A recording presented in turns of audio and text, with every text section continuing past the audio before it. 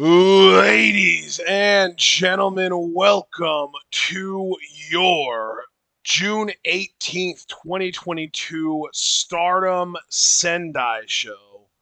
We've got 7 matches on this card, which I'm very excited about because normally we only get 5 on shows like this.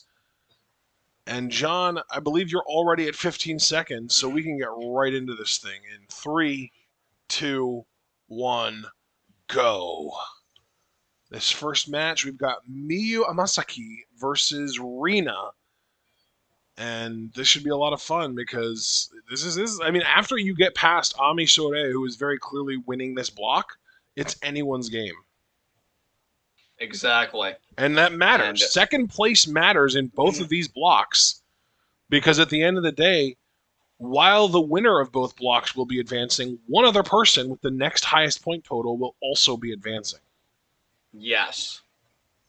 So this is a 5-star qualifying league bout. Should be quite interesting to see how the styles of Miyu and Rina coalesce in that ring. Yep. And frankly, John, I'm just going to tell you this right now. Based on the fact that Amisore is so far and away the most clear and cut winner of this tournament and will most definitely be advancing to the 5-star, I think the rest of this block being as wide open as it is means that this is the more likely to block to have a second representative from it be in the 5-star. Yes. Because that B block is kind of cannibalizing itself in a way. They're all beating each other or they're all going to time limit draws, and that's lowering point totals. Yes. So there Kashima holding the rope for Rina. Kashima, poetically enough, was the one that initially recruited Rina into Oedo So I wonder if Kashima is to Rina what Hazuki is to Momokogo, but that's another discussion for another time. It does kind of seem that way. But maybe not fully because, Kogo got Hazuki as her mentor pretty much as soon as she got to Stardom. Whereas, yes. Rina, she's been around for years, and she's had multiple mentors, with Hana, of course, being the most prominent one prior to Kashima. Yes.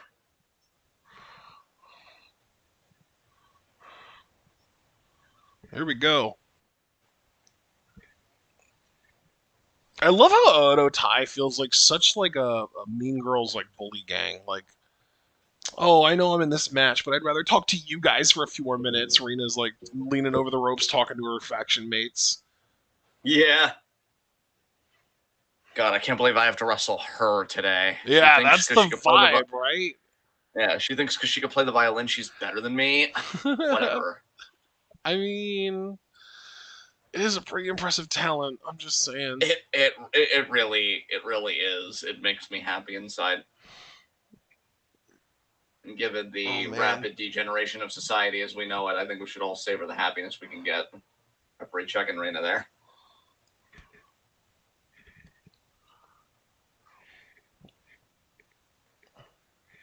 Stardom. There's the bell. So yeah, I just want to call the bell properly, but I did just want to say that you just know that Stardom has such high expectations for Miyu and what you can accomplish. Try diving in for the double leg. Rina saw it coming. Yeah, she didn't quite get the double leg, but Rina didn't really put herself in a position to maintain leverage either. So Miyu still ended up being the first one to get any kind of offense, which was just a headlock. But of course, that got reversed relatively quickly, and now we're going back and forth.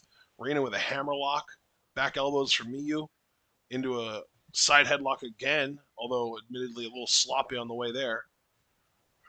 Yeah, she'll tighten that up. Absolutely. I think inevitably the longer you're with Queen's Quest. Oh, and there's the hair pull from Rina. That's, this is one of those matches. I do believe both of these women are teenagers. Rina 15, Miyu, I believe, is still 19. Yes. And another hair mare there. And I got to tell you, man, you were talking about that headlock just a few seconds ago. I love, when you really look at the youth of Stardom, I love seeing those imperfections, actually, because it makes it all the sweeter when, as they progress, you see those imperfections start to fade away. Their moves get a little bit tighter. The offense gets a bit more snug. And just everything on the whole improves. And I think Miyu is in absolutely far and away the best faction if her aspiration is to be the best wrestler she Yes. can be. And I do want to say, as it turns out, she is just a little older than Azumi. I looked it up. Her birthday was on April 25th, which means that she's actually 20 now, not 19 anymore. Okay. Still very young. Oh, wow. Forearm there. Jesus. Forearms. Wow. Rina the powerhouse, apparently. That one forearm just did more damage to Miyu than all those forearms Miyu did to Rina. Yes. Nice drop kick. I like her drop kick. She looks like she's floating when she does them sometimes. You're going to go off the ropes again. Another drop kick there. Here comes another drop kick. There it is. Nice. Right to the head. That one got a bit higher, too, yeah. 2 and kick out by Rina. It was like Miyu felt like she let down her fans with that second drop kick because it was a little lower. And she's like, I have to make up for it. I'm going to jump higher next time. And she did. Man, did she ever. And now this knee bar looks good. Rina here got to get to the ropes. It is no secret on this show that I am a fan of Rina. I think she's got a lot of promise. Whether she puts that all together in a victory today over me remains to be seen. And she gets to the bottom rope.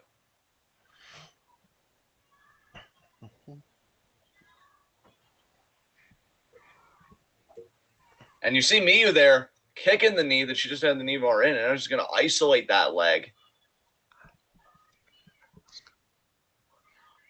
Probably thinking drop kick off the ropes, gathering speed. There's the drop kick.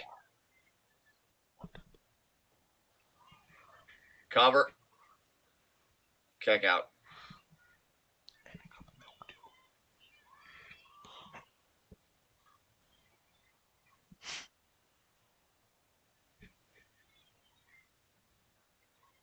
Oh, she was going for the Miyu driller, which is what I'm going to call it from now on. Oh, she got it. No, she didn't. Rina with a kick. Nice kick by Rina. Monkey flip, nice. I love how frequently that monkey flip, because it is like a proper judo move, but I do love how frequently that's used in Stardom as like a legitimate offensive maneuver. Yes. Oh, nice knees in the corner there by Rina. 2 count.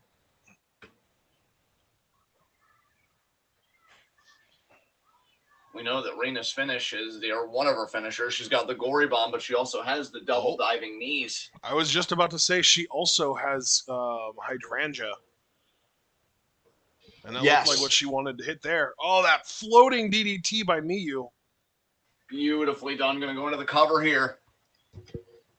That's only going to be a near fall. No, it was a 2 count, yeah.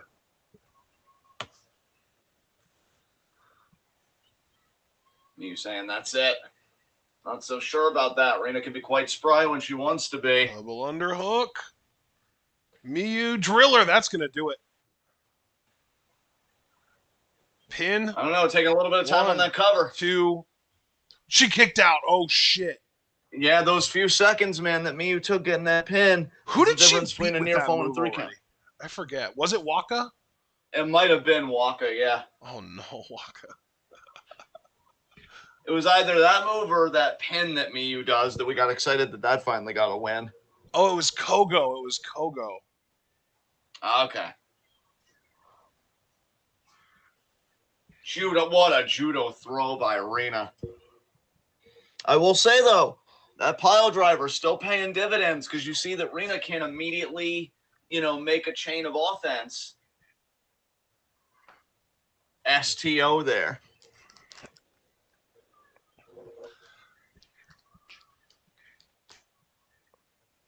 Rina now trying to gather her bearings, still feeling the effects on the back of her head and neck.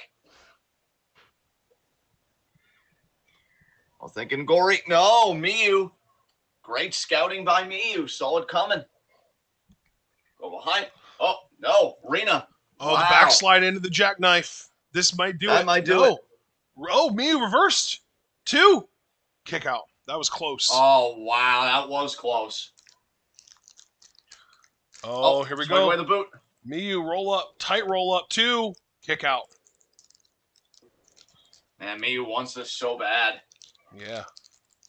But so What a does shotgun drop drop kick kick there. by Rina. Jesus. And I'll tell you that placement of Miyu. Rina was thinking that double diving knee drop, and she's not, though. She's going to pick Miyu up. Oh, What's shit. that?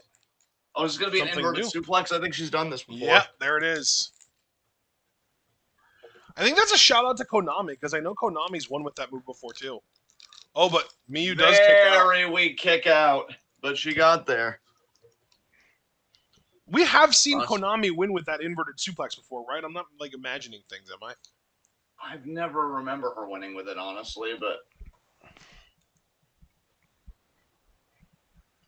Here's the knee drop. Double diving knees. She got it. That's it. That's it. Yeah, that's it. 2 points for Reina right here. Damn. Damn. Rina is now 2-1 in the block. That's impressive. Definitely. I'm telling you, man, she's got all the ability. She's got the goods. Just a matter of putting it all together. And on this occasion, she did just that.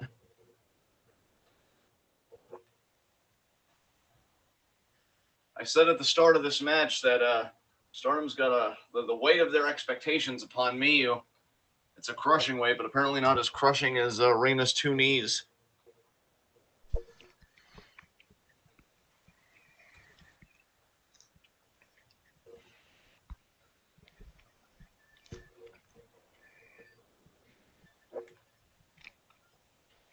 Do you know who Waka hasn't faced yet in this block? Who? Miyu. Ah, that'd be interesting.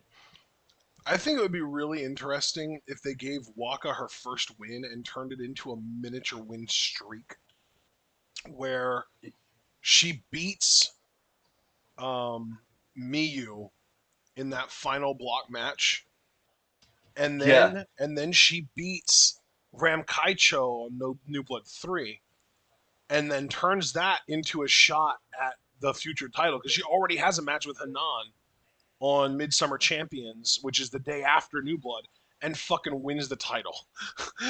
I think that would be such a crazy cool story. Yeah. And it's just like right place, right time circumstances. And I mean, you could even have her lose on her first defense and it would make sense. But like, I just think that would be so cool. Anyway, I'm ready for our second match here between Hina and Lady C. QQ going to war. I'm excited about this. Count us down. 3, 2, 1, go. And obviously, as much as I have grown to like Hina since she's returned, I am all in on Lady C winning this thing. I think you pretty much took the words right out of my mouth, friend. I think Lady C's got this, personally. If she doesn't, you talk about that cannibalization of the block, you ain't kidding, because then Hina will get up to 3 points, and she'll have won the head-to-head with Lady C. So...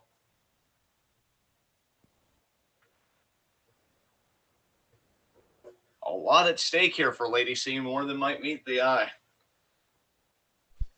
If she wins, however, she'll definitely, further solidify her place in the block. In fact, since this is the only other qualifying league matchup that we have today, Lady C will lead the block.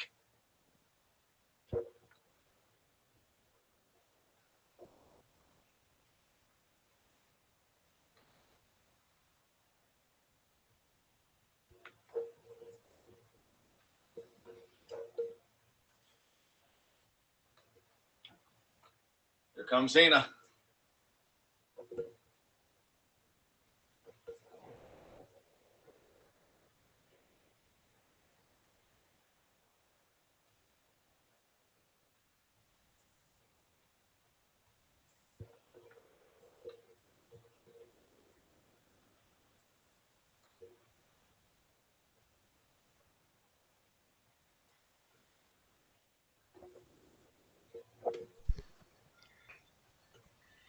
All right, here we go.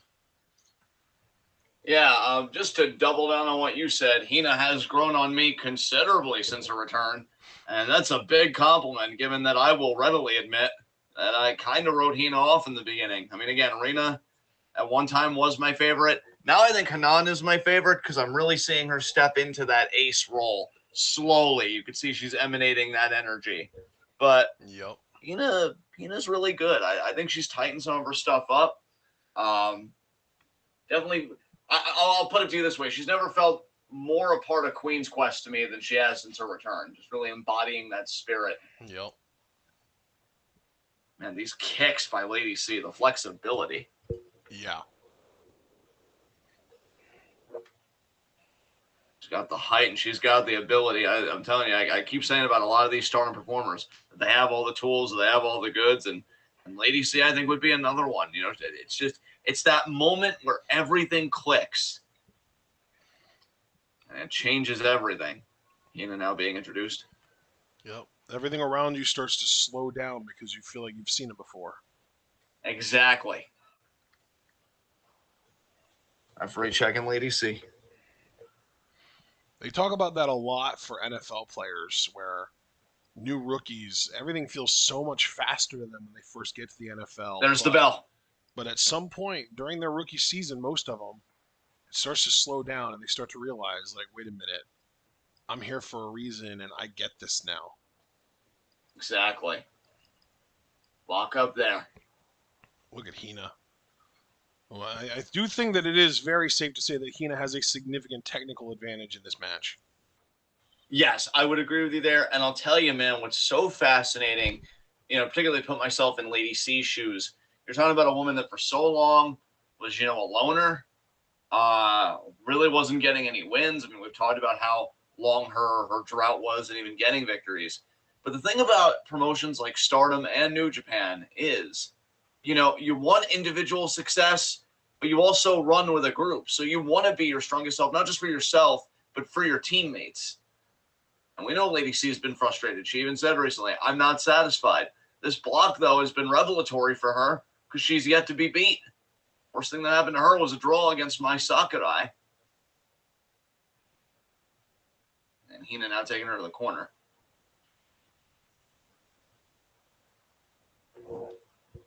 Oh, explodes out of the corner with a shoulder block. And right there, you just saw Lady C's big advantage, the size and power, which leads me to a question. Can Hina even get Lady C up for her big ending finisher? I don't know if she can, man. And now we're going to get the big swing here early.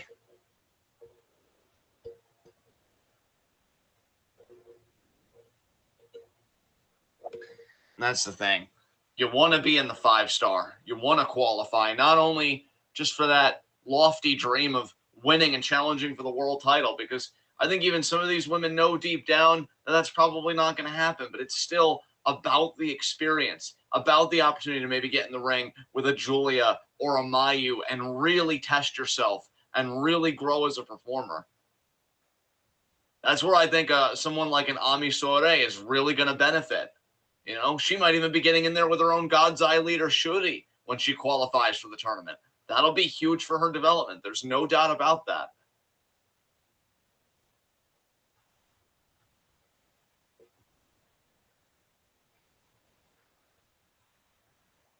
You know what? That makes me wonder. Is Ami already a lock? Like, does she even need to win her fourth match to be guaranteed to be in the tournament? Let's see. At this rate, brother, I doubt it. Well, I have to see if it's possible for three other people in this tournament to have a better record than her, or to get more than 6 points. Who has she not faced yet? That she's 3-0, but not 4-0. Let's see. She beat Waka, Rina, and Miyu. So she hasn't faced Kogo yet, which is really interesting because Kogo is 1-1. So if Kogo beats Sore, which is a tall task but possible, she also would need to beat who has she also not faced? She lost to Miyu and she beat Waka. So Rina. So she would have to beat Sore and Rina. And she would have just as many points as Sore and the head-to-head advantage there. So that's one way that Sore could lose the block. But Kogo, because she's the only woman that hasn't lost to Sore in that block, is literally the only one that could prevent Sore from winning the block. So as far as the A block goes, it's only Momo Kogo. Yeah, In the that's yes. in the B block now, Lady C has not lost a match yet. No. So if she and frankly, even if she does lose one match, she can still finish. Or no. There's only 4 matches, so she can't afford to lose a match, basically. So she needs to win 2 more matches in order to have more points than Sode, which would put her at 7 points. She'd be at 3-0-1. Saya Ida already impossible to get 6 points. Her max is 5. My Sakurai, same thing, max is 5. Ruaka max is 4. Hina max is 5. So Lady C is the only. So yeah, Ami Sode is already a lock because there are only 2 women that could potentially unseat her. Kogo in her own block and Lady C if she wins out. Interesting. I think that's really interesting too, man. That's wild, actually. Hina trying to show off her power. Didn't pay off though. Side Russian by Lady C. And I will say, if Hina wins this match, Yes. Sode doesn't need to win another match, really. I mean, if she insists on winning her block, she does need to beat Kogo in order to seal that. But she could come in second in her block and still be guaranteed a spot in the 5-star because at that point, like, she already has it locked up. I mean, here's the thing, brother. We know the God's Eye philosophy, going beyond yourself, going beyond your limits. And you know somebody like Shida, the expectation she must have of her teammates. So I'm thinking Sora is still going to have every ambition to just win her block outright. True. Choke slam there. And the splash. Imagine making such a statement heading into the 5-star that it was indisputable that you were going to be in it just because you were that dominant. Yep. Sora may be one to watch this year, folks. That's the thing. Like I want to just reiterate that there are only 2 women that could match, or actually I shouldn't say match because there are other women that could match her record, but there are only 2 women that could eclipse her. Ghetto Clutch got it. Oh wow, Hina with the win. That's an upset. Yeah, I didn't want to interrupt you, so I apologize. No, I but yeah, I was appreciate seeing you that doing pin, and that, I'm though. like, yeah, like, holy shit. So we had Rina beat Amasaki, and now Hina beat Lady C. That's surprising for sure. But you know what, though, bro? I got to give you the credit for this, because even though you and I both thought Lacey was going to win, you actually pointed out why Hina won at the very beginning when you said the technical advantage very clearly belongs with Hina. Yep. And how did she beat Lady C? A ghetto clutch. Yep. So Lady C is no longer by herself at the top of this block, but I will say this block is fucking crowded. Literally, there are 4 women in the B block who are 1-1-1. All 4 of them have won a match, lost a match, and gone to a TLD. And that's not even including Ruaka, who's 0-2. But here's the advantage: she now has 2 matches left. She could get up to 4 points. Yeah, look at that. Look at those B block standings. Yeah. Like you said, cannibalizing itself. Well, that's the thing though, dude. Here's what they don't see, what you don't see on that screen. All of the women with 3 points have 3 matches under their belts too. So they're all at. Wait a minute. Ruaka had to have beaten someone, right? Who did Ruaka beat? Oh no. She hasn't beaten anyone. She's gone to 2 TLDs. That's what it is. Ruaka has gone to 2 TLDs. She went to a TLD with Saida, and she went to a TLD with Hina. Oh, okay. And then Lady C and Sakurai went to a TLD as well. So we've had 3 TLDs in the B block, which is why all 5 of them have draws on their records. Whereas in the A block, none of them have draws on their records. Yeah, wow. That's kind of crazy. It feels almost like they did an amazing job balancing the B block so that it was a lot of like really even matchups. But then it feels like they did a really horrible job balancing the A block because you have Sode, who's the most dominant woman in the tournament, and Sayaida, who's the Waka, who's the least dominant woman in the tournament, both in the same block. That seems a little unfair, doesn't it? Yeah. All right, I'm at 15 seconds on Koguma versus Unagi versus Kashima. All right, let's do it. 3, 2, 1, go. All right. And Abel's here, and he said, like the video if you were excited for the 5-star Grand Prix.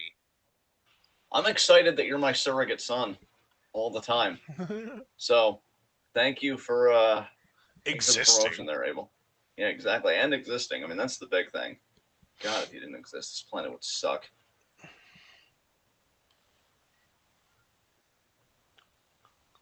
Oh, you know what, dude?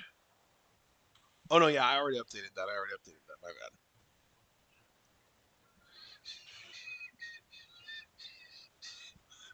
All right, I am sending you an update of the qualifying league. Nice. Momokogo has only wrestled 2 matches, and Ruaka has only wrestled 2 matches. That's really interesting to me. Kind of makes me think that they're both going to be in the 5-star. Hmm.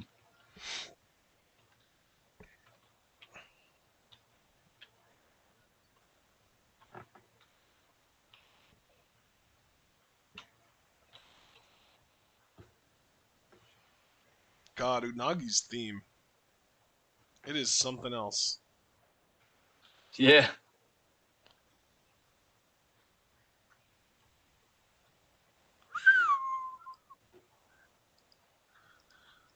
Oh, but when it kicks up, though, man. Oh, so no, good. she's got her toys. This is going to have some stipulation to it. It's another 3-way battle. Last time it was no English, right? Yeah. God damn it. What goofy shit does she have planned? I mean, I enjoyed the no English match. I thought that was a lot of fun. It was better than I thought it would be, but... That's not an open invitation to keep doing this shit, Unagi. Yeah. Narcissist. I'm surprised you went there, but yes. Thank you.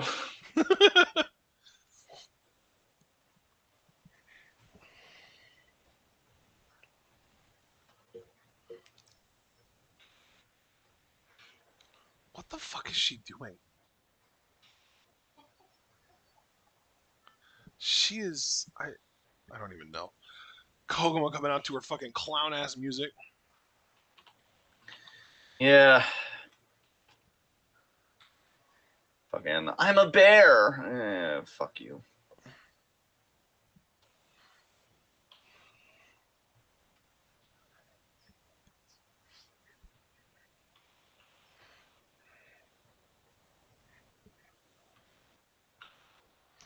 Wait a minute. Koguma thinks she's a bear, but she's a woman. How do we fit Pig in here so that we can call her Woman Bear Pig? Oh my god. I don't know. Hello, Kashima. God, you're superior. I would never root for someone to be a cop, but if Koguma happened to be one, it would make the transition complete. Look, I am going front. If Koguma was a cop, no one would be surprised. She just, I don't know, she has that energy. Oh yeah, I'll look the other way on this traffic violation. Can you do a bear pose? Unbelievable.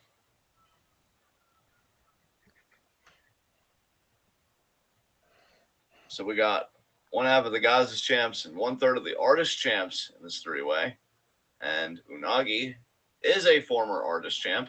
She has vied unsuccessfully in the past for the Goddesses belts alongside Mina. She really does think that she is like the main character of this thing. Yeah, like I said, narcissist. I mean, Yep. let's just call it what it is. Yeah, totally. 100% not Oh, disagreeing. see, here it comes. Here it comes. Fucking hell, like clockwork. In Mito, I made a match where you couldn't speak any English. Yeah, we remember. We were there. Today is so Because it was so popular, I propose that today's match allows no bad words. I like how the end of the explanation is this is just Unagi being Unagi. I fucking love Kashima. You know, one of these days, Kashima should make #1 in one of our Fave Fives, just because, I mean, look at her. You know? True.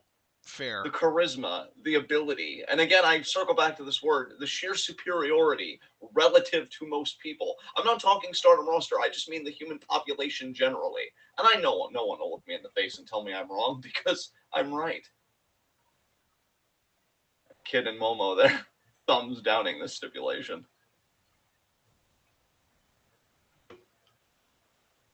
There's the bell. Good call. Good call. Thanks, bud. I tried. Koguma.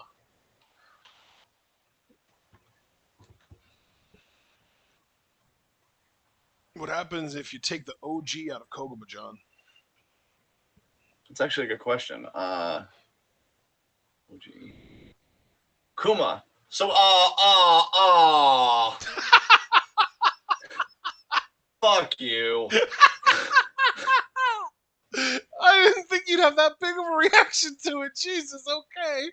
Because I did work for that. The hell's wrong with you? It's so funny. Oh, now kicks. Oh my god, it's the two worst people you could possibly know facing each other. Good for you, Kashima, for staying out of it and picking the scraps. Yeah, Kashima, you deserve better than this. Again, exercising that superior intellect. Just realizing, wait a minute. She's sitting in the corner, crisscross. Like, yeah, just talking with Kid and Momo. Yep, like Guys, Mean Girls. Isn't it so great being? Yeah, isn't it great being champions together? Unagi wouldn't know what that's like. Whoa! What the fuck? You one-hand her. Against her will. Yeah, those forearms were 100% self-defense. We're double teaming Unagi. We're double teaming Unagi. This is great. Yeah, this triangle turned out to be isosceles, bitch. Unagi said a swear, apparently. Yeah, we should have gotten subtitle for that. Yeah, definitely.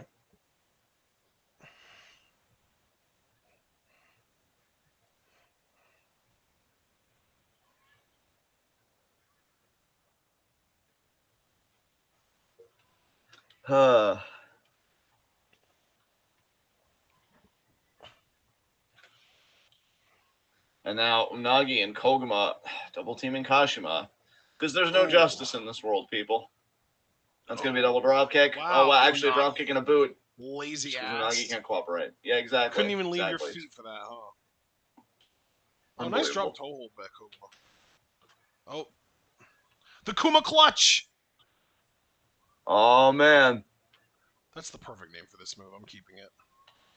Yeah, I mean, it emanated from your face. That's already a great thing going for it, but then everything else was perfect. Mm-hmm.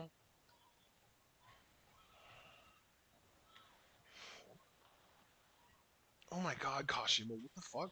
That was weird. That was weird! Oh my god, did Unagi swear again? She's just trying to draw attention to herself at this point. Good lord.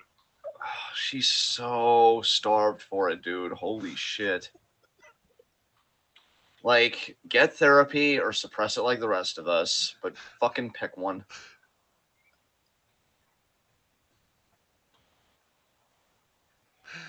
That's funny.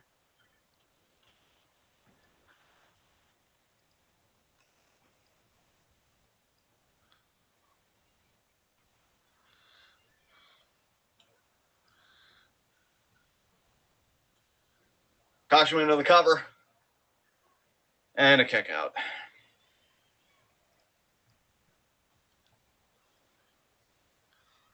Nice Irish whip there by Koguma. Big splash in the corner. Oh, no, not a snapmare. Koguma cutter. Actually, I'm going to call it a Kuma cutter. It's easier to pronounce words that are fewer syllables. Hooray. Yeah! Hooray! Efficiency! Oh my god, we have a new thing. That's cute. I love it.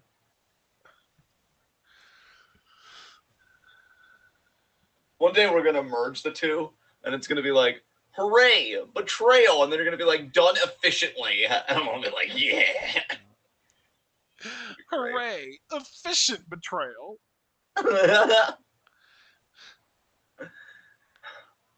That is true. I would respect it. Oh my god, Unagi, you're fucking worst. I swear. Oh wow, the attention seeker dove in for a pin that wasn't even hers by right. Oh, what a surprise! Must be doing that in life, bro.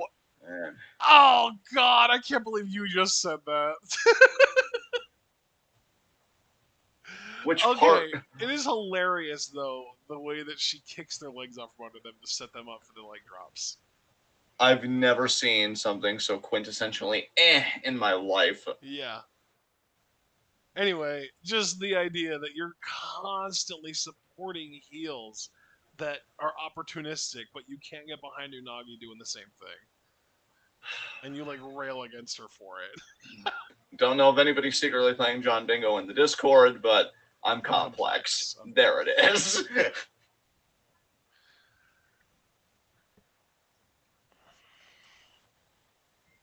Kashima's just gonna leave. Good. Oh, she must have cursed and she's trying to get out of punishment. If Unagi was intelligent, she would like act like she's gonna follow Koguma, but then like roll her up for the 3 count. Yeah. They're gonna chase Kashima out. Watch. God, whoa, great for the crowd that can't see anything. Love all this air right now. There's Kashima.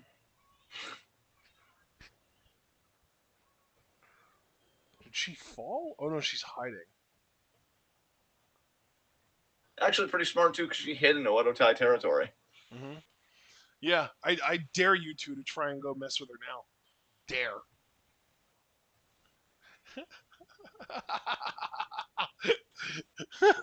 I love this. Oh god, they see her. Beat their asses, Oedo Tai. Oh no, no, wow. It was that easy to breach the defense? I think that's Rossi. Fuck. The guy in the blue. I think that might be Rossi. Poor Rossi, man. He's been through enough. Don't you care what happens to this Louis Vuitton wearing old man?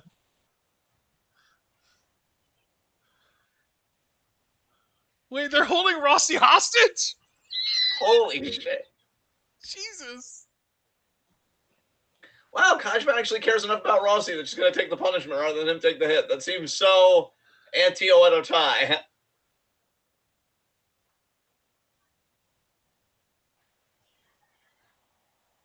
She's going to die. Yeah. Wait, she broke the hammer. She broke the head off the hammer. Jesus Christ, Unagi.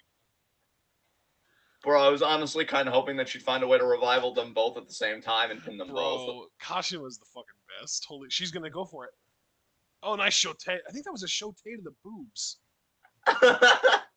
I seriously think she hit the underside of Unagi's boobs rather than her chin. No, the Kuma roll, no! Oh, fuck off. But I thought Unagi broke it up. What? Nope. She was too slow and not impactful enough. This match irrationally annoyed me, and now, like, I have fucking nothing because Koguma won. Yeah, Kashima. Express my feelings through violence. Yeah! Hit her again! Harder this time.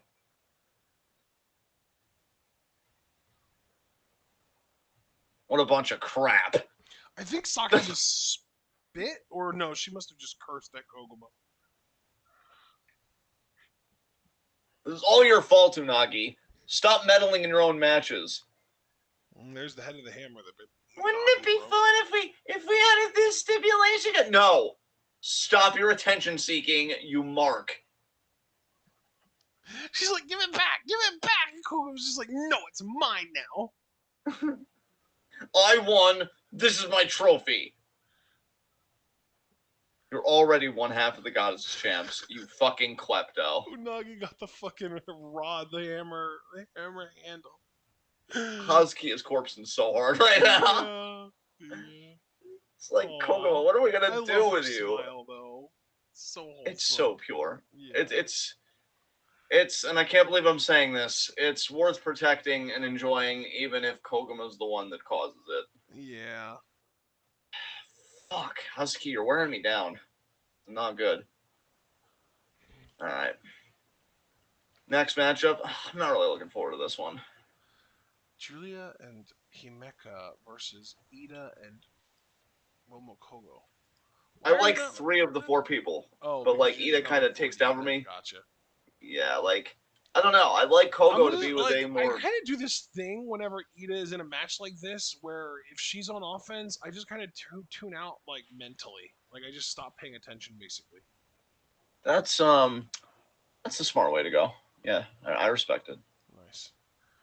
But yeah, I'm very looking forward to Kogo's interactions with both members of the DDM team here. All right. Well, that said, I'm at 15 seconds. I am ready when you are. 3, 2, 1, go.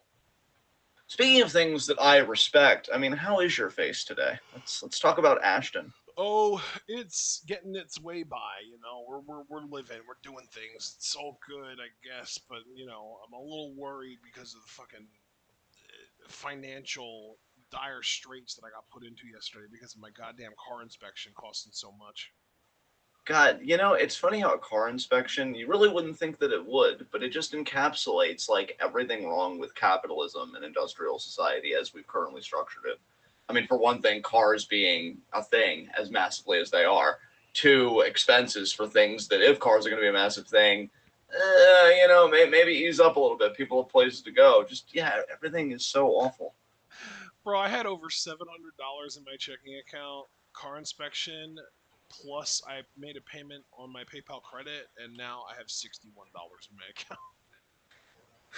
Brother, in my own way, given past months, and I actually might finally have a fucking good month, just to kind of build my momentum back on my account.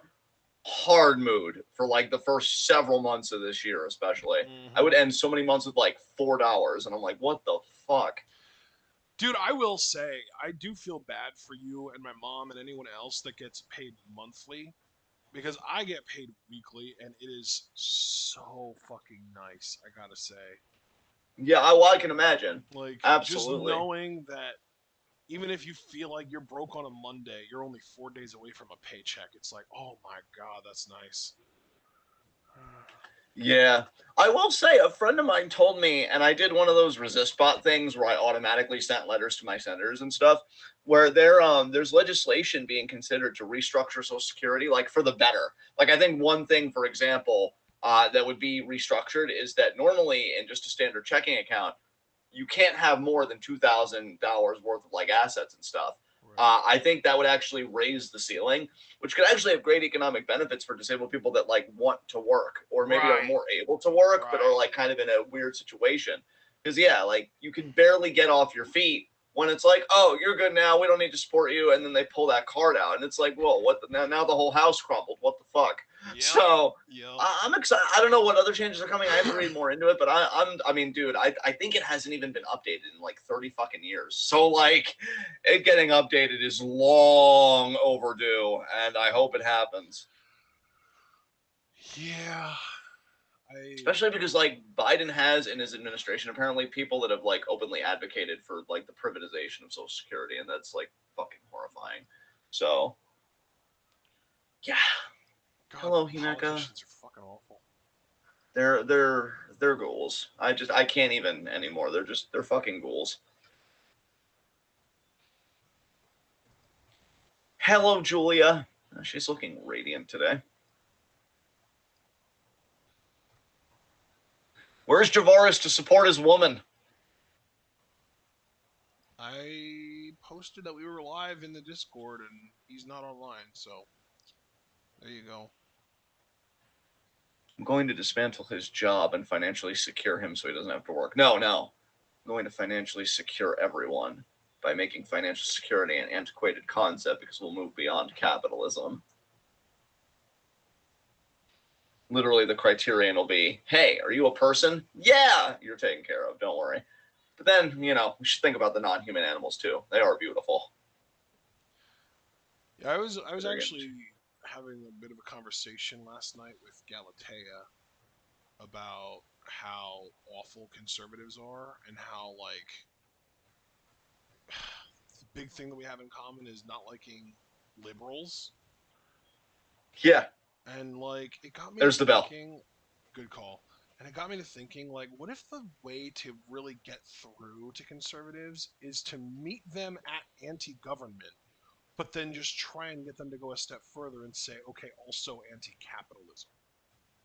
Yeah, I mean, dude, you and I have talked about the propaganda it would take. I mean, we've Yeah, literally drawn up the blueprints. We yeah. just need a candidate, a man communist candidate. I didn't know how to make Manchurian work for our benefit, but Well, there you no, go. because like I love remember. I don't know. Did I? Yeah, I did. I said I know you watched it too because you even said it was beautiful by the end. That video about anarcho-capitalism, the final attempt, and it literally just ended in communism. Yeah, Like, I feel like there's something to that.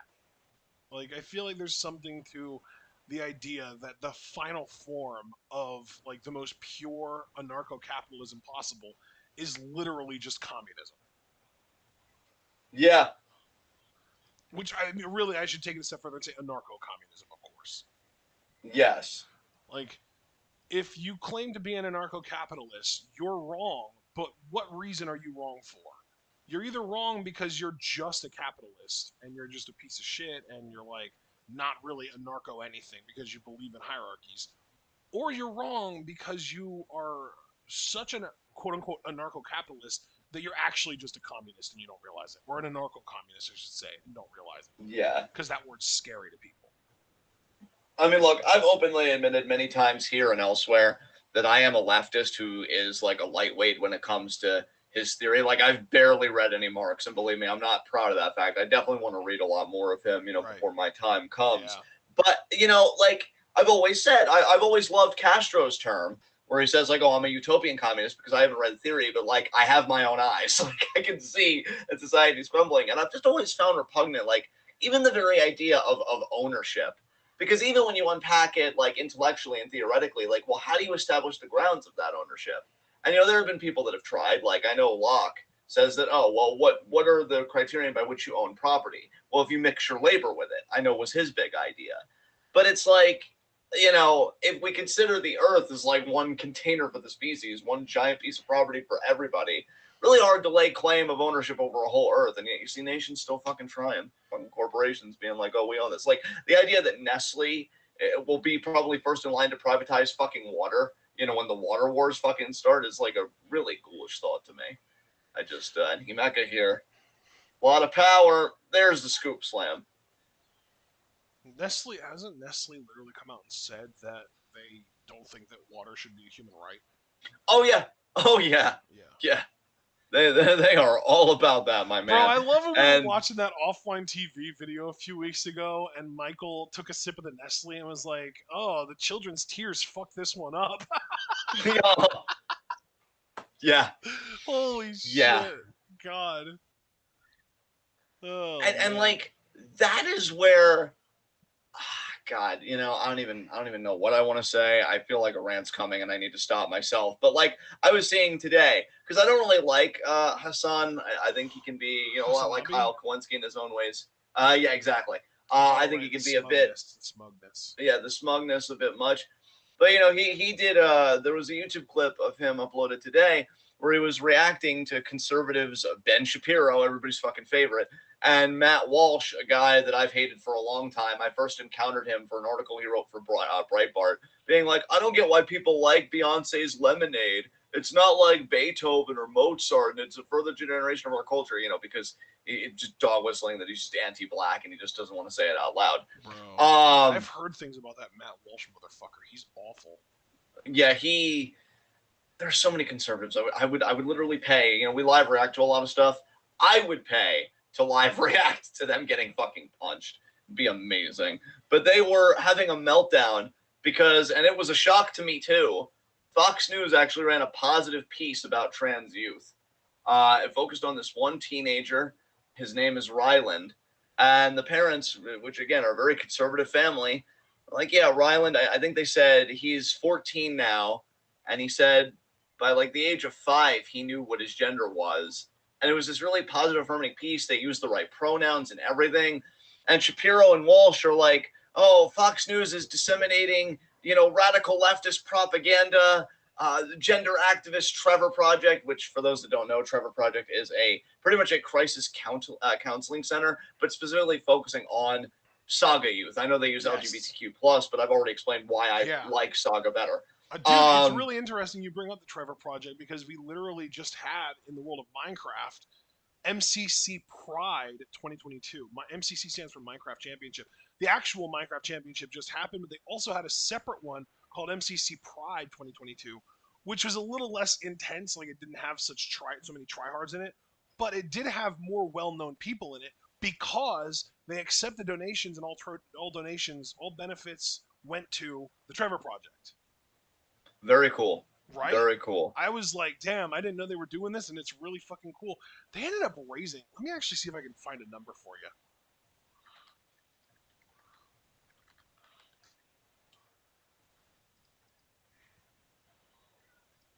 Bro, they raised over $146,000, almost 147,000. Damn. They raised $146,849.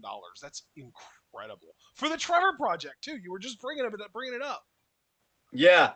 And that's the thing, man. Like you got Shapiro and Walsh losing their minds over like one positive story amidst a sea of transphobia that Fox has committed over the last couple of years. You've got senators, conservatives, are because they have no substance, because they have no policy beyond turning the clock back and wanting to regress historically. That are jumping on the whole Lightyear. Like the newest hashtag among rightists online is "Go woke, be woke, go broke." And That's yeah, not they're doing new, that. I don't think. I mean, haven't they been doing that for like the Star Wars, like newer movies of the Star Wars movies? Potentially, I mean, you're probably right. It's the first I've seen it like in this kind of force because of the Lightyear movie, though, is the latest thing. Because apparently the Lightyear movie had a same-sex kiss in it, and they're explaining like that's why the film apparently didn't do well at the box office. Which I haven't even looked into it. I find anything that a writer says to be dubious. I'll put it to you that way. Yeah. Like they may say that, and I'm like, oh well, was it really that bad? In fact, folks, let's find out right now, shall we? I mean, we're already down this rabbit hole. Let's fucking see.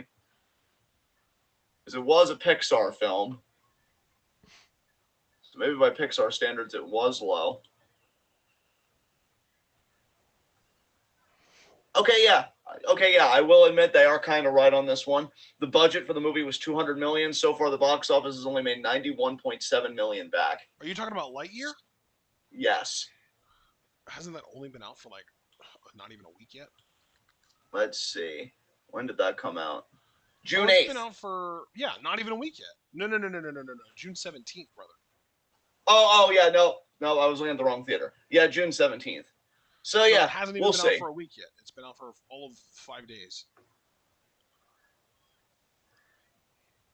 So that's its opening weekend. And I will say, I did watch a Beyond the Trailer movie math video the other day, and she did mention that it was a little disappointing and that it did fall just short of expectation, but like it's still expected to do well. Like it's not stopping at 90 million. Right.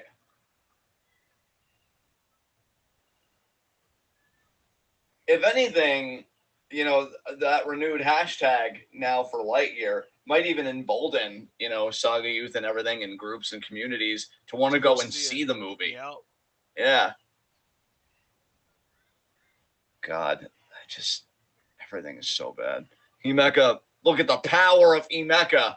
Emeka ain't bad by any stretch. Dropkick there by Julia. Well, and that's the thing too, is like Abel even said in chat he hasn't seen Lightyear yet, but he probably will this weekend. And like I know that Abel said in the Discord the other day that one of the reasons that Lightyear was less appealing to him was because it didn't have Tim Allen voicing Buzz Lightyear, without knowing that Tim Allen is like a conservative piece of shit. Yeah. Like that's not Abel not wanting to see it because he likes Tim Allen the person. He is just a fan of the voice that Buzz Lightyear has always had. He sees it as iconic, and I get that. Yeah, definitely. So maybe I wouldn't be surprised at all if Tim Allen being removed as Buzz Lightyear's voice for this movie is a big reason why it's not doing as well as people expected. And I don't think that that choice having a negative effect on the movie is because Tim Allen is a conservative piece of shit. It's literally just the voice. It's literally just people see the voice of Buzz Lightyear as an iconic one, and they changed it so people feel less connected to that character now because it doesn't sound like he always has. I really don't think that it has to be a political thing necessarily, even if it was a political thing that caused the decision in the first place. You know what I mean? Yeah, absolutely. Like the average person doesn't know what Tim Allen's political views are. And frankly, the average person probably doesn't give a shit either. Yeah, They yeah, just know absolutely. what Buzz Lightyear sounds like, saw the Lightyear movie ads, and thought to themselves, that's not my Buzz Lightyear. Yeah, exactly. Even if they didn't know that there's a gay kiss in the movie. And most people probably didn't. And I guarantee you, we've probably come to a point as a society, or at least I want to believe this, where that gay kiss, like, nobody probably even fucking cared. So, like, the right further politicized it because of that scene in the movie. And it's like, bruh, we're Yeah, all we're I all love how over the it. right, like, this is something that both sides are guilty of, and I do mean both sides. I don't mean conservatives and liberals. I mean conservatives and leftists. Yeah, They're both guilty of expecting the general populace to be far more aware of political stuff than they actually are. yeah. But that's the thing, like, both sides have got to understand that, and I would say more urgently the left, because obviously I find our cause to be the juster of the two. Right. They got to understand that the general population, they ain't got the mental bandwidth for that shit, because Right. they're thinking about rent, they're thinking about growth, they're thinking about like subsisting on this fucking hellscape. Oh my god, this next match is gonna slap. Holy shit, this is gonna be fun. Yeah, this is the good shit I've been waiting for. This is gonna be interesting. Especially because, man, Hanan and Waka in the same matchup, and you did say that Midsummer Champions, like, they got that match coming up. It's an outpost, John. It's an outpost. Oh my god!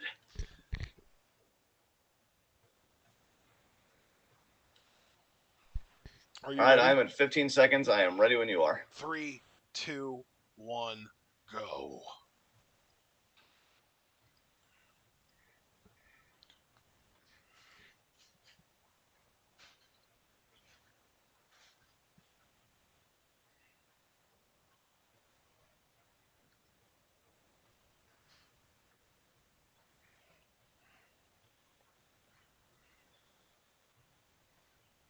Cosmic Angels! Yeah!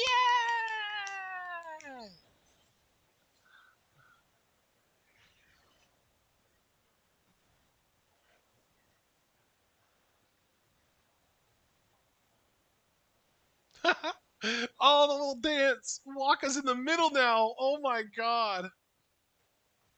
Bro, she's half-assing it on purpose. I swear to God. There's no fucking Yeah, way. There's no fuck. She's been doing this for. Wait, I need to Google something. How long has she been in Cosmic Angels?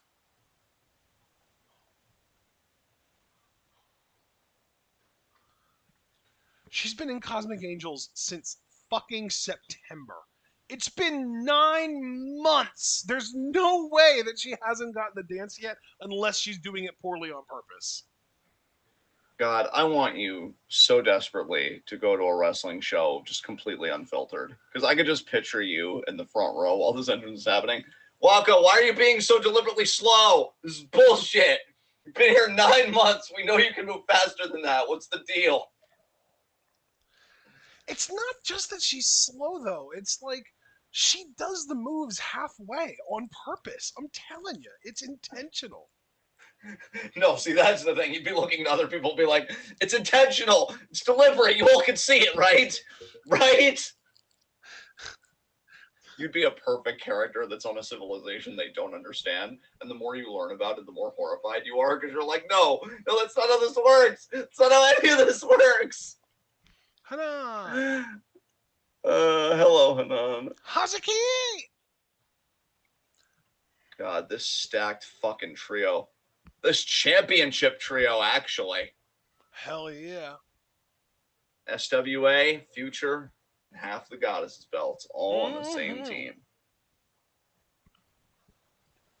This match is gonna slap, but I kind of want just Mayu and Hazuki versus just Tam and Mina. Yeah, that'd be great. Or another option is to have this team plus Koguma versus the Cosmic Angels team plus Unagi. That would be fun too. My son just made a very salient point in the chat. Vince McMahon comes out on TV in the midst of very concerning investigations, and people still cheer and bow down to him. So I do not think the average person cares about what type of person someone is. Also, sad to hear Tim Allen is not cool. That's okay, though, son. Tim Allen doesn't need to be cool because for him, it really is tool time. But you know who is cool? You. That's right. You. You were the cool one all along, Abel. Waka being introduced first here.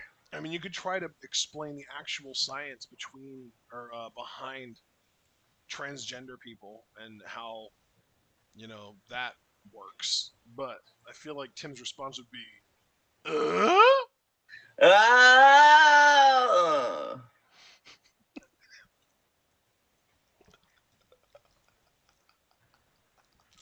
God, Your I love me. response to that was so fucking perfect. It broke me. Yeah, I know. God damn it! You did it again. Stop. God, this power I have over you. I won't abuse it. I'll just revel in it contentedly. Okay, I'm back. Hello, Hanan. What did you just say? I just said okay. I'm back. Cool. Yes.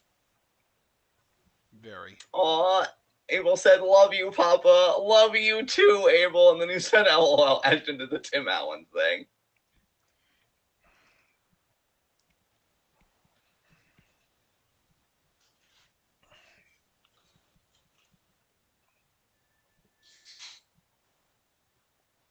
Aw, that was such a gentle throw by Mayu.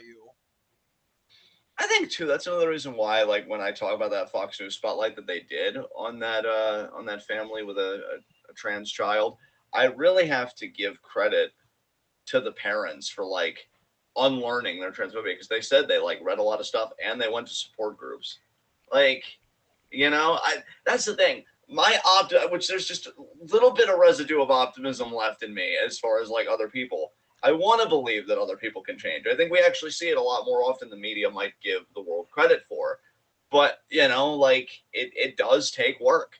Hell, my sister and I were talking about like our former transphobic views that, we're unlearning and still kind of unlearning.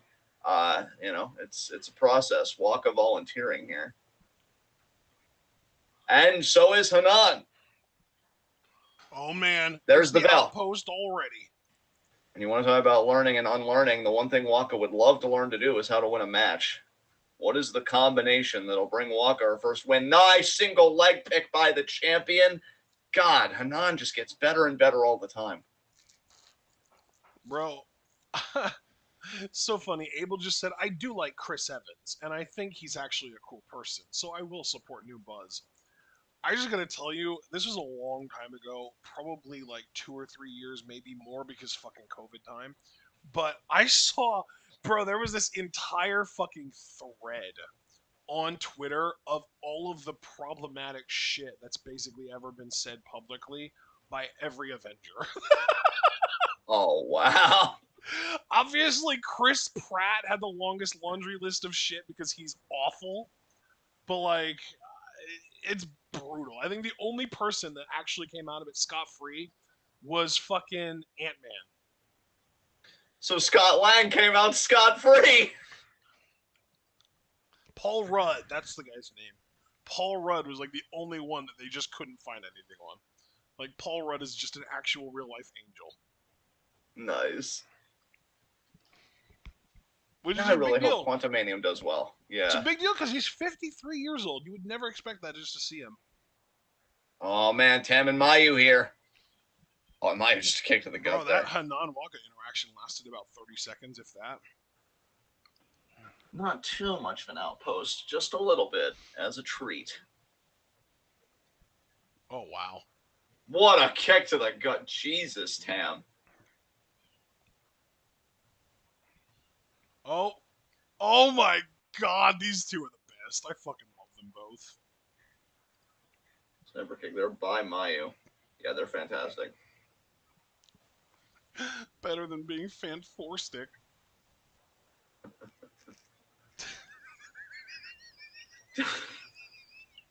You all right there, bud? I broke myself. Shit. I say this with all the love in the world. You really have to keep it together right now. I know. I'm sorry. Yeah. I'm slowly starting to worry about you, and I don't know if that's an overreaction or an appropriate reaction. It's appropriate. It's okay. Double stop there. Mayu back into the cover too. You know what though? I will say in all seriousness that there are a few better feelings than popping yourself. Like, I don't need fucking other people. I'm hilarious. I'm glad that you've experienced it. Yeah, it's pretty great.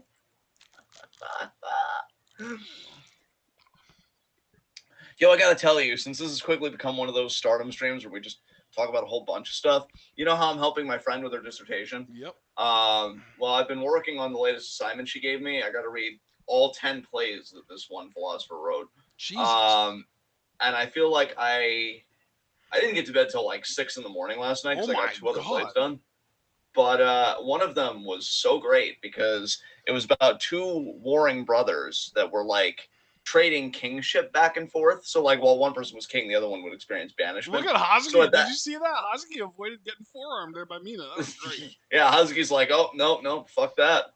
Mina now charging. Nice back elbow there. And drop kick. So yeah, at that point in the play, the one brother Atreus is in power, and the Estes is with his kids, kind of living like a pauper. But Atreus, he's got mad fucking anger issues, bro. He does the whole typical play thing that we'd see later in Shakespeare, like, no, I must have revenge, and insert soliloquy here. And long story short, he fed Thyestes his own children. And I gotta say, like, cannibalistic representation was just fantastic. And cover here by Mina. And the great thing is, too, he enjoyed the feast. I mean, he was horrified when he realized what exactly he ate. But, in this case, it was better in than out. Spin kick there by Mayu. Nice sling blade.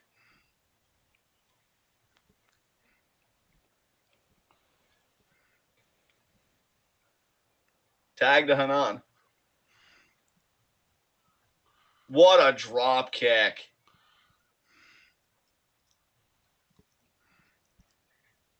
I know Hanan's going to make a Fave 5 for me one day. She'll be on the team. Yeah, that's probably true. If she comes up with like a really cool new finisher, I feel like that'll be when she does it. Yeah. Whoa, that judo throw was ill. Kick out. Bro, she took Mina down so fast. Yeah. Oh no!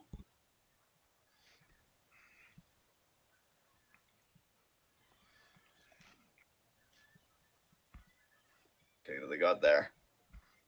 Oh wow, what a forearm. What a forearm. Mina, why are you so good at this? Oh. Abel liked my joke. Scott Lang came out scot-free. Oh, Papa. I know, Abel. I know. Body there. I love that you guys have each other's backs like that.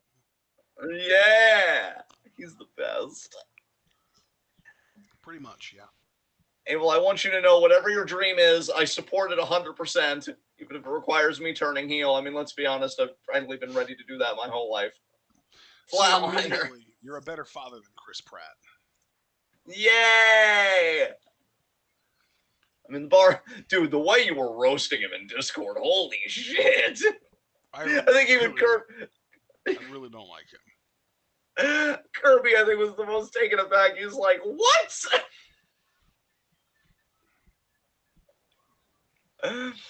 uh,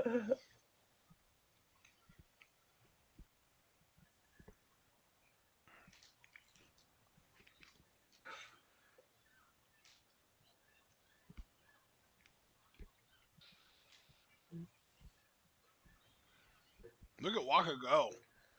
forearming Hanan, actually sending her into the corner. Oh, Hanano with the crossbody. Nice.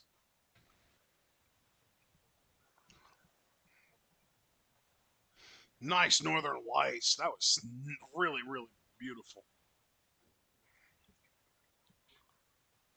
Okay, got there. Oh, Hosky, look at Hosky coming in and policing the ring. Very nicely done. I adore her. She's so fucking talented. She's wonderful. Oh, Hanan wanted that Hanan special. Oh, god damn it, Waka. This does nothing. You lose with these moves that you're using. Update the offense. I really wanted you to say Arsenal there. I'm sorry. It's okay. I forgive you. Wow. Okay, What? it wasn't that You serious. apologized. You just want me not Yeah. to accept it? I mean, yeah, just the idea that we're even using the language of apologizing, though, just a bit weird. Oh, and Waka. I was crashing down on Hanan there.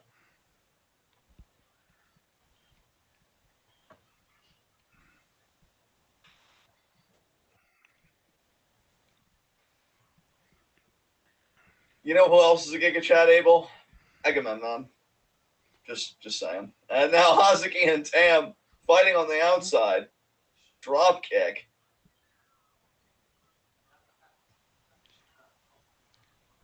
Is your computer plugged in? Why is the brightness so low? Here.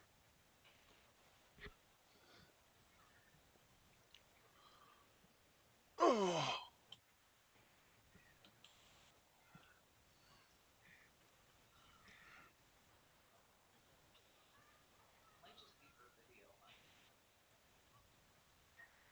There we go.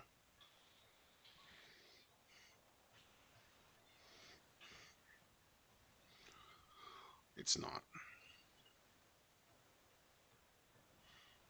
Hazuki wants tag. Got it. You're welcome. Pretty big difference, huh?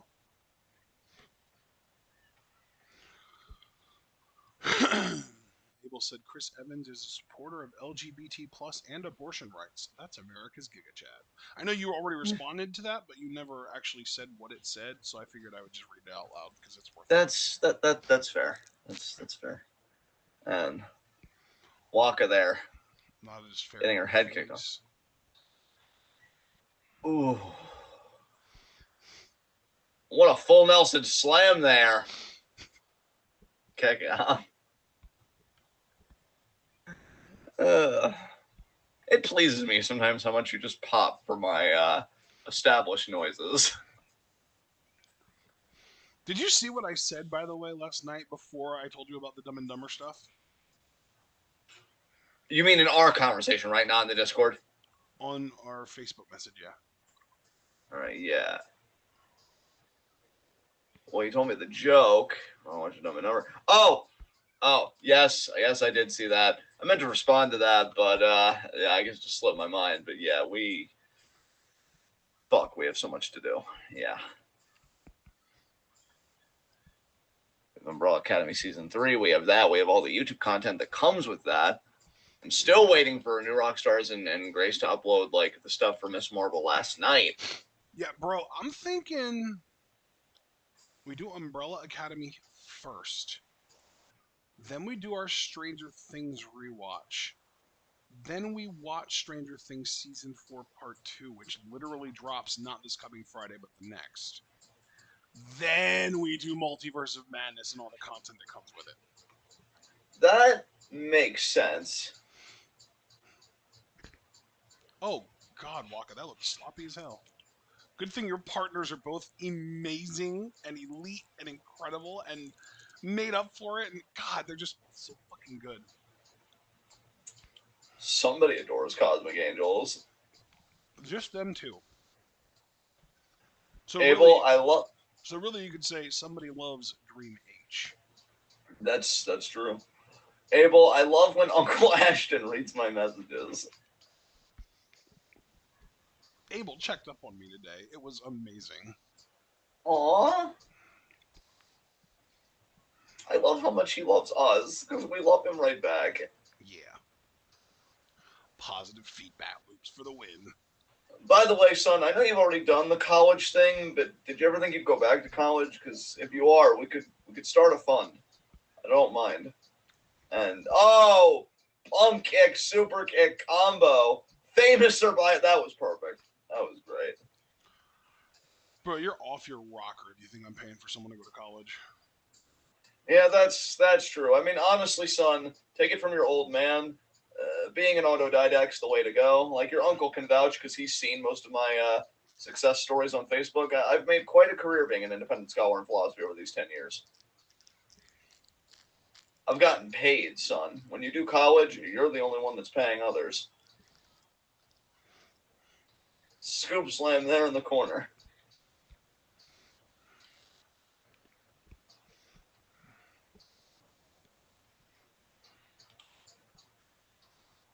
Oh, what a senton. And the smile on her face. She's like, yeah, I got this. And I that's it. destroyed her. Holy shit. And now she's laughing about it. Oh, she just pats her on the head. Oh my god. Good try, kid. I'm in my 30s. Yeah. I'm a decade older than you. Fuck.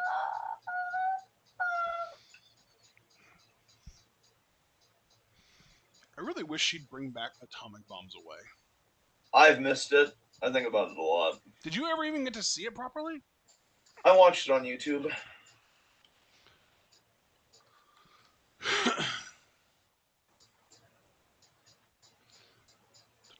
Hooray, we won! Stars rules!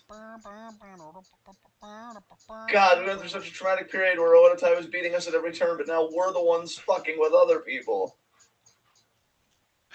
All it took was for us to lose 2 members to them and not be able to get one of them back, even though we could have. Yeah, I mean, it's not like I miss Starlight Kid every day, and I really regard her as a sister. I mean, we were even named MK Sisters, but holding it together. We have a Hazuki now, and she's awesome. She really is.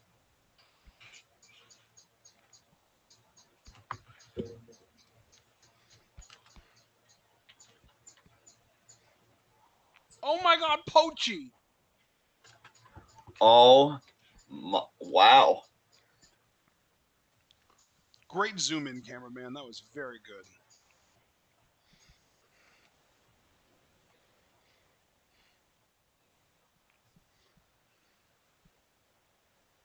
Okay. Yay! Weird. What a decked out fucking team. Jesus Christ. And you know what? Every single one of them fucking deserves it. You know what? Agree. Hard agree, actually. Emphasis in everything. Rock solid. I didn't expect that to pop you. I'll take it. All right, next matchup. Did you know, by the way, speaking of rock solid, that Juice Robinson has been referring to himself as rock hard Juice Robinson lately? Yes. Yes, I have. Juice, whenever you want to come home and be the babyface of my heart again. Well, I mean, Kyrie always was, but you know, just being a part of it. Let us know. You're like, I mean, you can come back, but you'll never be better than number 2. And he's just like, this is why I turned, John. I mean, it's Kyrie, bro. She's worth. I mean, really, if we're being honest right now, she's worth all of us put together. And that's saying something, given that it's us. But like, God, she's transcendent. But anyway, I'm at 15 seconds for match number 6. Let's do this. Are you really expecting me to tolerate the next 17 minutes of my life being spent trying to fucking believe that my Sakurai can hang with Kamitani and Utami right now? That's an excellent point. Yes. 3, Yes. 2, 1, go. See, folks, do you hear that soul-crushing tone? That's the life of everyday working people under capitalism. That tone right there. Bro, our audience doesn't need to be propagandized too. They fucking know. Especially our I current mean, audience on this show, which is literally just Abel and my mom. not even necessarily propaganda. It's just always a general reminder that if we think we're in a good place, no, it can always be better. At the very least, we get to hear Micah's theme song, and boy, oh boy, is that a great thing. Wouldn't it be something if Sakurai won and then you had to deal with her theme at the end? And it's not even a bad theme, but it's bad in the sense that it signifies that she picked up the win for her team. Have you ever seen Step Brothers? yeah, we watched it together. You know that interview scene when the woman is trying to ask questions? I think so. Do you remember what Dale said to her in that scene? No. Shut the fuck up. Yeah. I appreciate that you took the scenic route on that one. That was nice. It was quite a journey for all of us. You know, sometimes I want to be more of a storyteller, and that's where I went.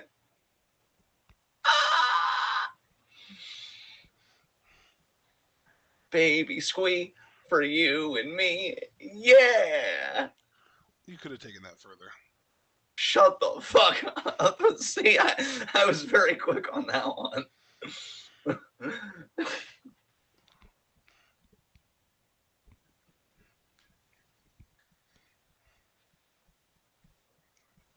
You know what? They're facing Aphrodite.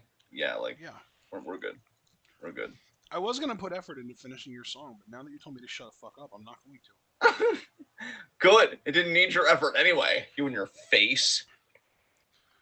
You don't know what you're missing. Abel, Popeye would not want to put you in debt for college. Just try to get the American government to pay for it in like the next 2 to 100 years. Very reasonable, Abel. Very reasonable. Is that Lady C holding the ropes open? Oh wow, Lady C in casual wear is not something I know I've seen before. You know, I wanted to be sassy there, but then I'm like, wait, really? You're gonna be sassy for that? Like, dude, get help. I love it when you have your little moments of self-awareness. Yeah. They don't last, but goddamn are they juicy. They are. I love it. God, our Emperor Utami. My world champion in my heart. The Emperor and the Shogun. Did you just giggle? No, I lean back in my chair. Learn to differentiate your sounds. And it's back. Yeah. By it, when you say "and it's back," are you referring to your lack of self-awareness?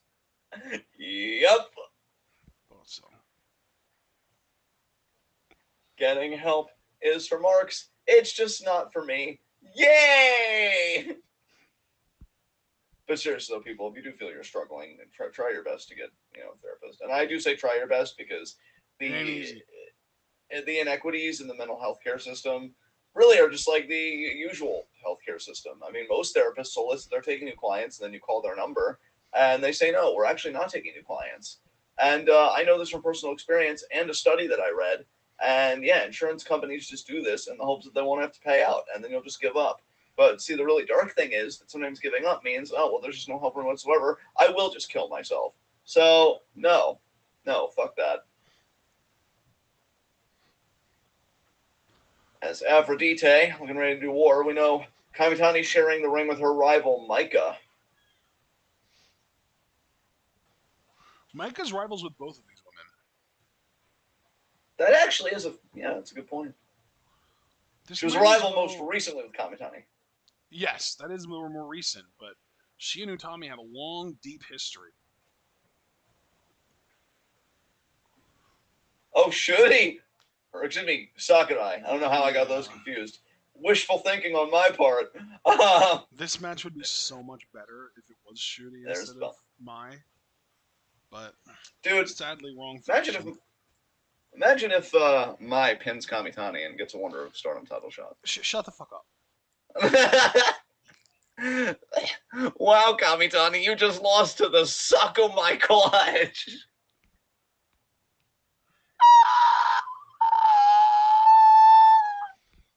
I will punch you in the duodenum.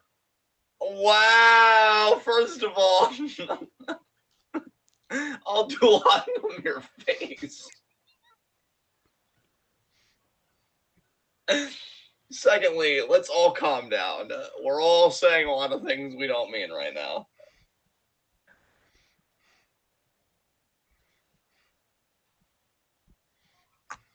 Son, let me ask you a question.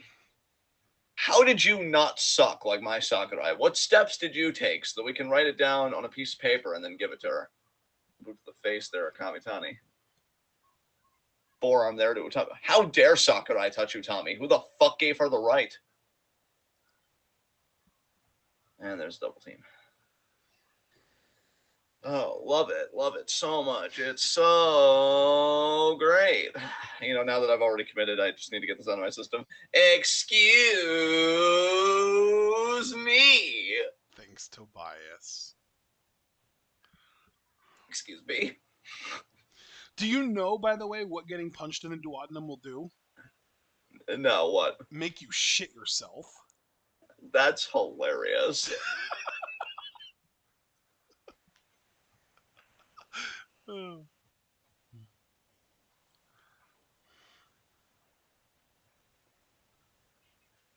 I don't know where I learned that, but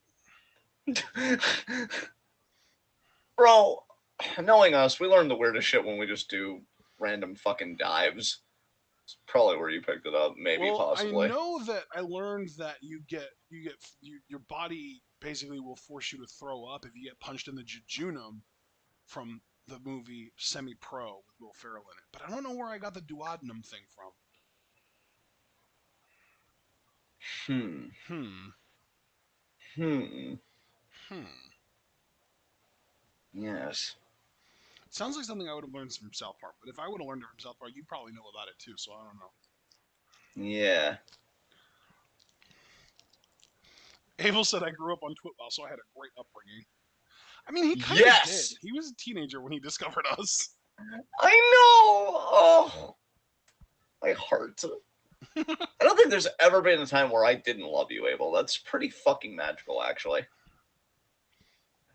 Thanks for keeping my faith in people alive, you handsome son of a bitch. Oh, Kamitani.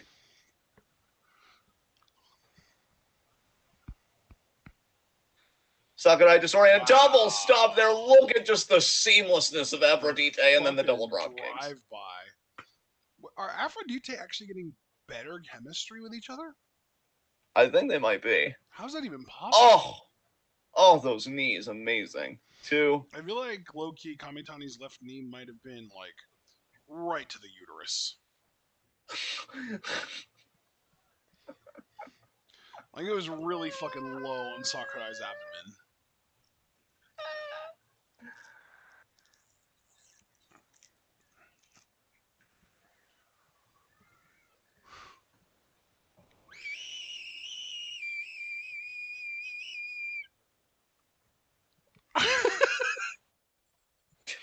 Wow, you popped yourself again? What the fuck? No, that time I didn't actually pop myself. The look my mom gave me was the what popped me.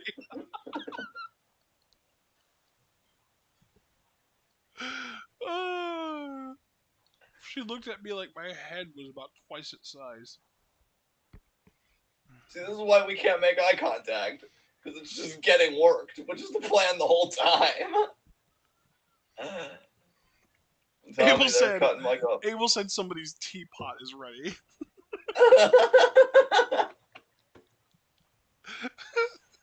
You will never guess. You will never guess what I used to make that sound. I just assumed your nostrils. No. Oh, okay. God, no wonder your mom side-eyed you. Bro, she did not side-eye me. She fucking glared. I love that your mother has such a low tolerance for your bullshit. This was both eyes open like a deer in headlights, wondering what the fuck just emanated from my face. Oh my And more god. importantly, why the fuck I would choose to do that while we're live. Abel, more importantly, how do you find the most wholesome thing to say in every interaction, no matter how bizarre? Because his Like, mind's not in the gutter, unlike the oh rest of god. us. I remember those days. I I mean, they're don't. practically a faint fucking memory, but I remember those days. I don't. I don't know if I ever had those days, honestly. Oh my god, you poor thing. Man, sometimes you say things and I'm like, wow, he really does need a hug. I mean, more than that, obviously, but a hug's a good place to start. Torture rack, drop. I feel like my mind entered the gutter when I was in like 4th or 5th grade. Damn. It might have been 6th at the absolute latest. Oh, congratulations, by the way, on winning Jim Coburn's guessing game. Very proud of Oh, you. thanks, yeah. Your football knowledge really coming to the fore there. I also like that Abel sent me a you're. virtual hug. Oh my god! What were you saying before that? No, well, fuck that. That's not important. Like, now you can't tell me that your well-being and just your day overall hasn't improved 1,000-fold getting a virtual hug from Abel. Of course. Amazing. Of course. Amazing. Of course. Amazing. But no, what I was saying was, it's actually also really nice to see that. I don't want to like overstate it, but it does seem on the whole you are a bit more frequently disseminating your football opinions on your Twitter, and I like that. I like that you're interacting with other people in that community. Interesting. Being like, yeah, I'm developing things, my own face. Okay. And Tommy got to the ropes. She got to the ropes. The fact that she even needed to in a submission by my fucking Sakurai. Yeah, way to go, Sakurai. And now, Utami, sidewalk slam. What the? Was it the dominance of Utami? Like, what? I'm just. It was the combination of Utami being dominant with the person on the receiving end of her dominance being Sakurai. Okay, we're learning a lot about you today, courtesy of your face sounds. Wow. What yeah, other sounds could you learn from me? I really, you asked that question and literally nobody else has for good reason. Drop kick by That Utami. was such a good drop kick. Fuck. I mean, look, let's just all be honest. Shuri shouldn't be world champion. We all understand now that it was a mistake. Give the title back to Utami. There's still time. Rossi should come out, be like, Shuri, we reviewed the tape, and we know we're really late on this, but Utami's still world champion. I'd clap. And Micah, superplex.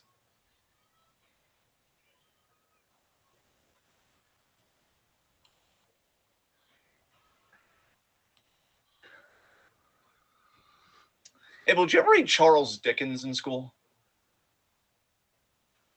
And if so, did you ever read Great Expectations? Because I'll tell you, Miss Havisham and that bitch really had it coming. Break up there by Kamitani. I don't even know who you're talking about. Oh, God. Is that anxiety because a loop's been formed and you're not in it? Yes. Wow. Maybe keep it together and you belong. Double Frankensteiner telling me what to do. Wow. That's the first time you said that you actually sounded more exasperated than sassy. It's like, I don't know what's happening in my life right now, but I do know you still can't tell me what to do. Nice, beautiful. Crossbody. God, Kamitani's such a talent. Bro, Julia might care too much about looking cool.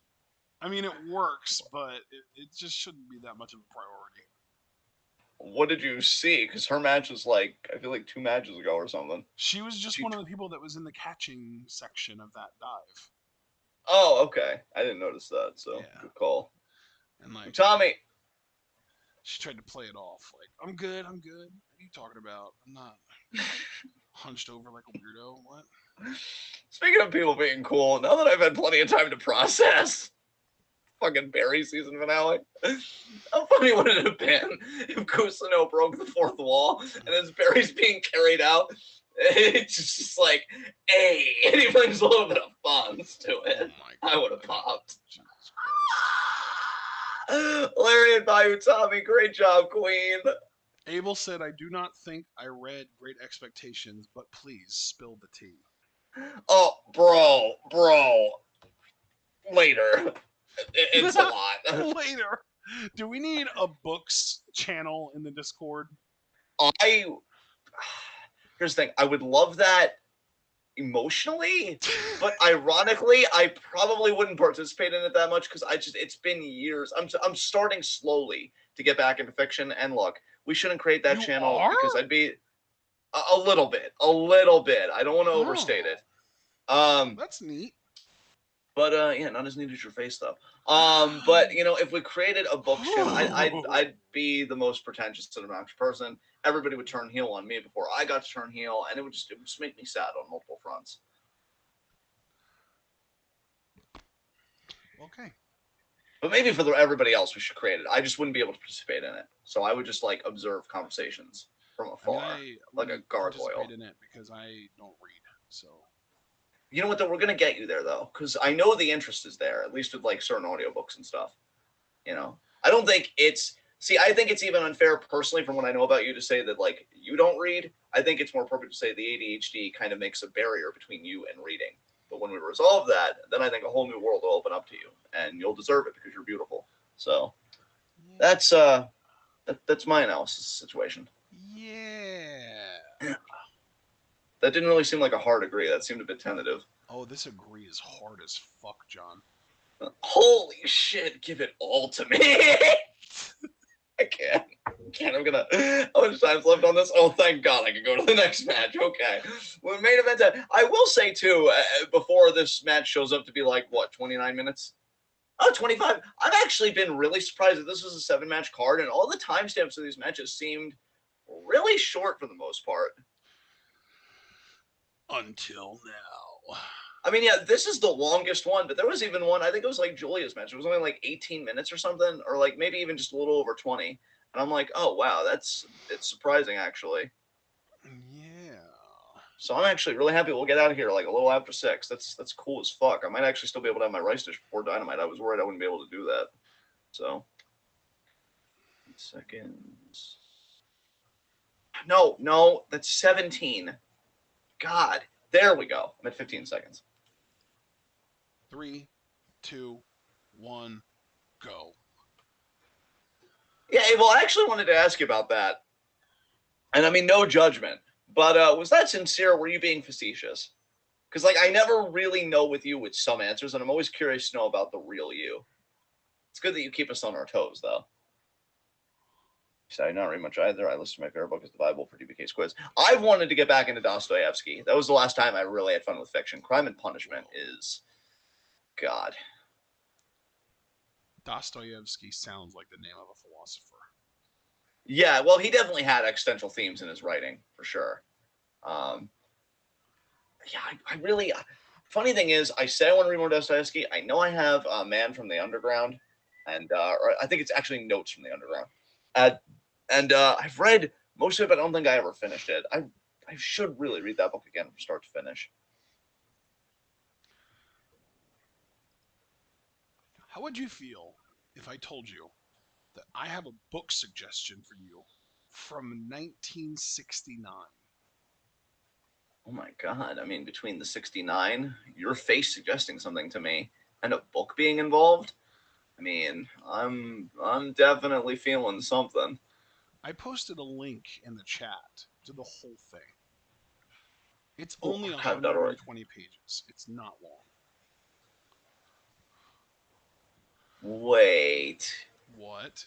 Wait, is this that? Wait, Jacques. I think I know where this is going. Jacques Fresco. Yeah, that futurist. Yeah. Yeah. You know, I'm going to bookmark this. Nice. I got a book. I can't.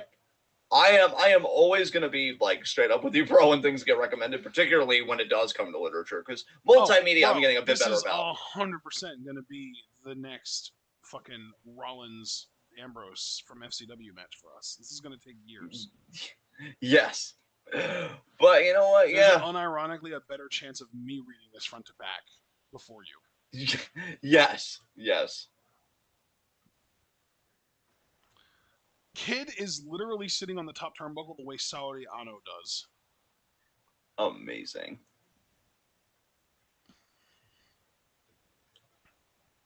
You know, Abel's fucking adorable. God damn it. He goes, I do not have a real answer for favorite book, unfortunately. Maybe Green Eggs and Ham, but I heard Dr. Seuss was not that great of a person. Abel.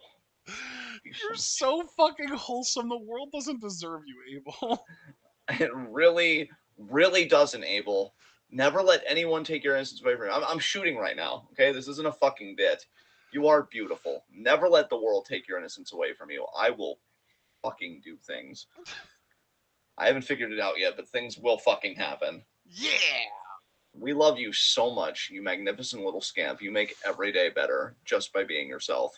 Fucking stupid ass world trying to drag him down. You know what he tells me sometimes? And I think you should know this as the uncle. He says, I just want to make you proud, Papa. And what I tell him every time is, dude, you exist. You make me proud every day of your life. Yep. Son, I need you to know, if I ever had any expectation of you outside of you pursuing your own happiness, like, that makes me a bad father. It doesn't make you a bad son. There is a big difference there. God, how am I unironically a better fake parent than most people are at being real parents? Bro, you're a better fake parent than Chris Pratt is a real parent. Yeah. Man, you were just on his neck. You're on his neck the way Galatea on Twitter's on Lauren Boebert's neck. I swear she stalks that woman's Twitter. Like, every few seconds she's quote tweeting like, oh, this is why you're wrong about this. Also, you're stupid. Like, oh, jeez. I mean, she doesn't say that exactly, but that's pretty much her energy every fucking time.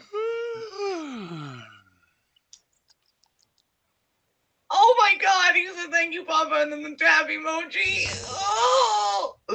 Okay, we need to get through this. What the hell? Are you okay? Oh, I don't know. Jesus Christ. Ami! Oh my god. I gotta say, as an outside observer, it seems like you've had a lot of trouble keeping it together today. Are you all right? You know, it's all your fault too. Yeah. I like how it seems like you're gonna be conversational, but like, you know, man, you're right about that, and I don't know, man, we're just doing it, but no, you're like I know, and also you should know it's all your fault. Like I that.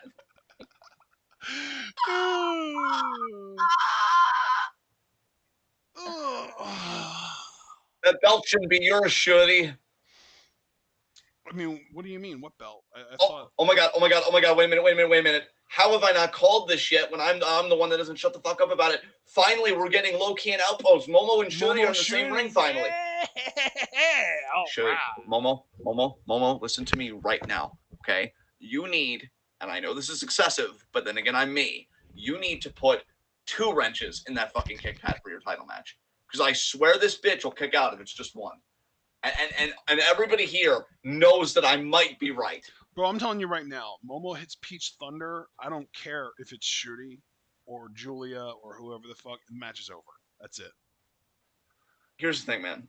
And this isn't confrontational. I want to believe you, and I can see why you say that.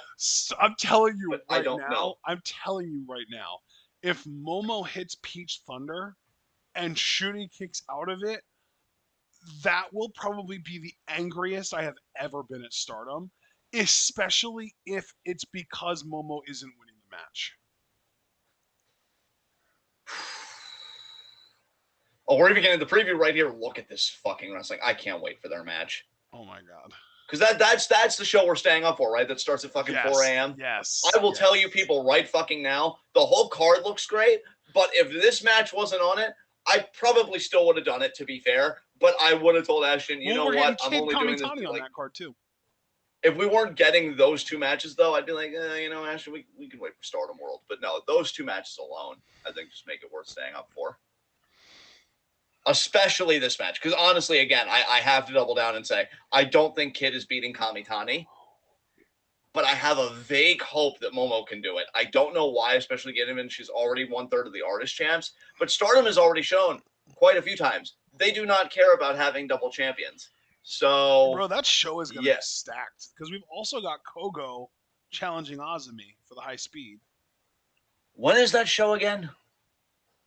July 9th, I believe. Yeah, July 9th. So for us, it'll be the morning of July 9th, July 8th into July 9th. Okay. So it'll be Friday night into we'll Saturday. end it Friday night and Saturday. All right. Mm-hmm. We're also getting an appearance from Colors on that show. Very cool. Very cool. Although sadly, no prominence. Damn, that's disappointing for sure.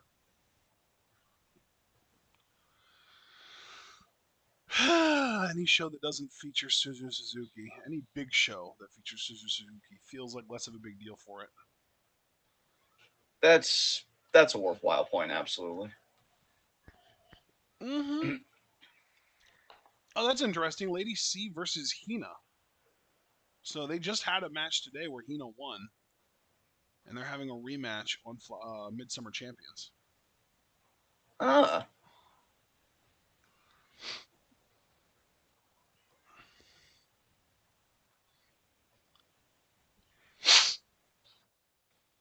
That's the show that Hanan Waka is happening on. Ah. Man, something's got to give for Waka, bro. Something's got to happen for that woman. That show feels like a mid-season finale, in a sense. Like, it feels like a lot of big shit's gonna happen because of the big 3 title matches with the, Momo challenging Shuri, Kid challenging Hamitani, and Kogo challenging Azumi. But everything else on that show feels kind of throwaway.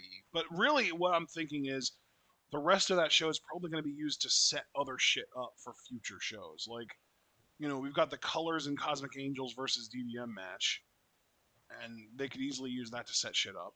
Plus, we've got the tag team champions in a 4-on-4 match. So Hazuki and Koguma are teaming up with Ida and Mayu versus Oedo Tai. I wouldn't be at all surprised if one of the Oedo Tai members pinned, say, Koguma to get a tag title shot on a future date. You know what I mean? Yeah. It feels a lot like they're trying to set shit up for future shows on the undercard of that. Because, like, those final 3 matches are absolute fire. Yeah. And especially the final 2. Like, I don't want to disrespect Koguma or Komomo versus Azumi, because that match is going to be literally the 2 best luchadors in Stardom going at it. But right, like, it still doesn't quite hold the weight of Kamitani Kid, and especially not Shuri Momo. Right. God, I want Momo to win that match so fucking bad. Dude, you and me both, man. I am so fucking ready for Momo to be world champion. I'm gonna call it right now. I think Ami Sode has an above-average record in the 5-star this year. I could see that. Like, I could absolutely see that. We're gonna have 26 women in the 5-star, so it's gonna be 13 woman blocks. So they're gonna have 12 matches. I think she wins at least 7. Damn, I could see that though. It would be really wise of them to do the New Japan route and go to 28 and have 4 blocks, so that there would be fewer matches. But we do know that the 5-star is going to last like a full 2 or even 3 maybe months this year. I don't remember which one. Yeah. Well, I know for the G1 for New Japan, because I mean tournament season is fast approaching. Wikipedia's page has it going from July 16th to August 18th. Well, yeah, and they can do that because they did the 4 blocks with only 7 guys in each block. So they actually managed to increase the number of guys while decreasing the number of matches over the course of the tournament. So they basically went from 90 matches, because it's 2 blocks of 10, down to 82 or 84 matches, I think it is. because it's 4 blocks of 7, and each block is only going to feature 21 matches in it.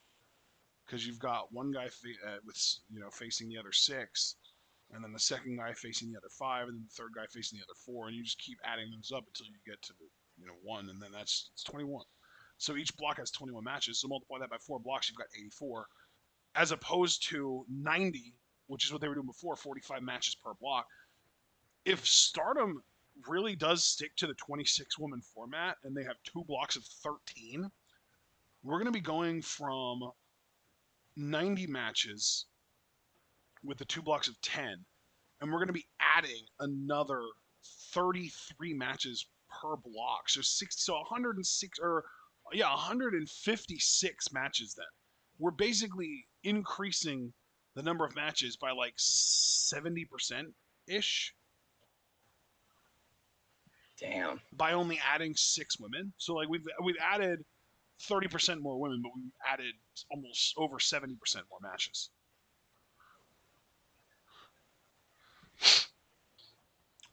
As opposed to what New Japan did, where they added 40% to the number of competitors, but they actually subtracted from the total number of matches by having more blocks.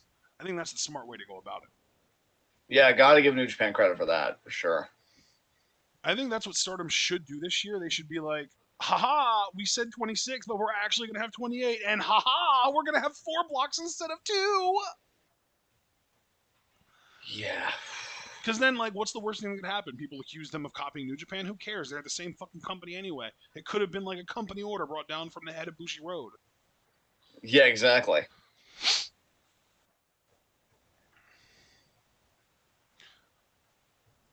What a German by Shuri. Jesus, she throws people around.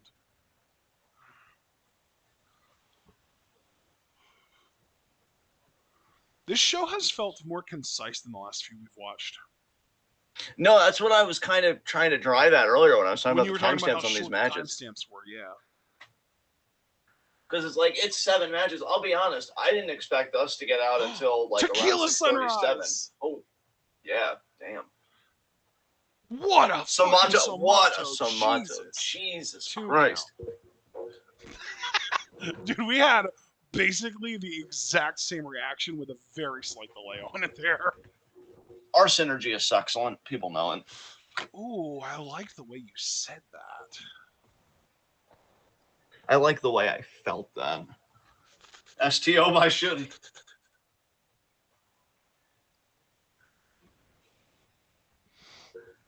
Forward roll tag to Mirai, who may be the most over member of God's Eye.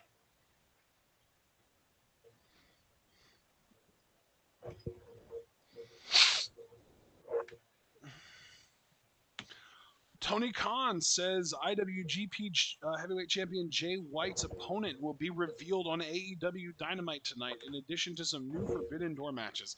I'd sure fucking hope so, considering the pay-per-view's on Sunday. I think it's Sunday, right? Yep.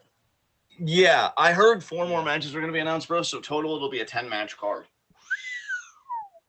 Well, the presumption at this point has got to be that if Jay isn't facing Adam Cole or Adam Page, that he's going to be facing Kenny Omega.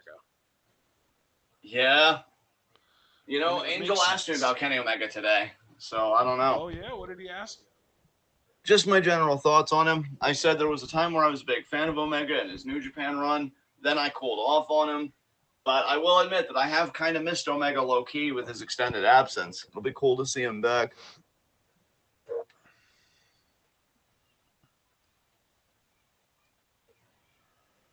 Roka kicks out.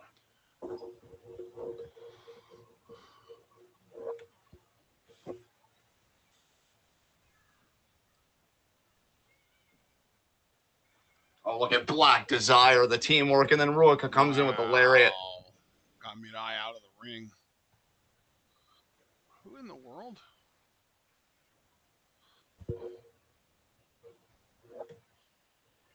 I mean, Shuri both getting tripped there on the outside.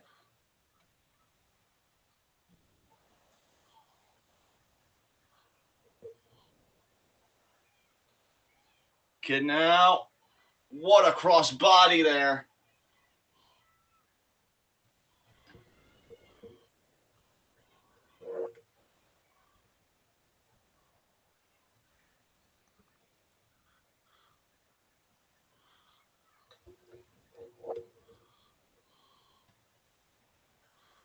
Wow. Fisherman suplex there. Good kick out by Mirai. That's right, Mirai. You don't get beat by that shit. Oh, look at that Baldo bomb. Nope. Nice forearms there by Mirai.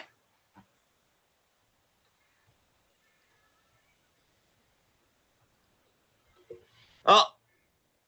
Ruka intercepting Mirai. Got the double-handed choke bomb there. I'm now looking for that freezer bomb.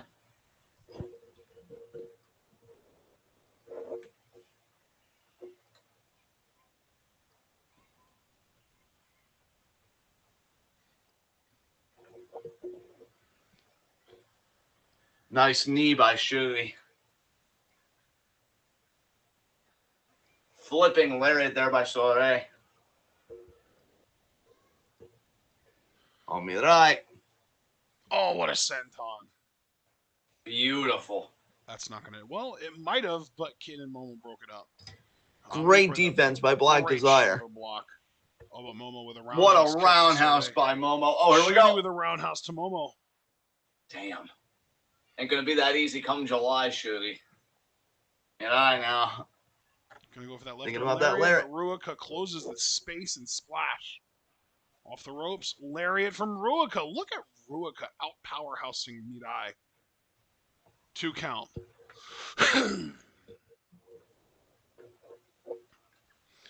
Abel said he's kind of excited for a Game of Thrones sequel if it happens. I mean, yeah, it depends on who's behind it, really. That's the big thing, right? Yeah. I'm honestly surprised they're doing a sequel to that world. I thought they never returned to it. I thought they would just do prequels, maybe like alternate timeline kind of thing, you know, just all different stuff other than returning to that world. Yeah, exactly. Let's go to this timeline where the correct finish, the correct ending actually happened. Yeah. And there's the tap. Oh, there's tap. Mirai with the submission win over Ruaka. Wow, way to tap, Ruaka. And that right there is exactly why Mirai will never beat Shuri. Yeah. She's not the best powerhouse in Stardom, but she can beat other powerhouses with her technique. But she can't touch Shuri technically. Oh, Momo and Shuri still going at it. And if Utami couldn't even beat Shuri, there's no fucking way Mirai will. Well, yeah, because Utami beat Mirai only a couple months ago.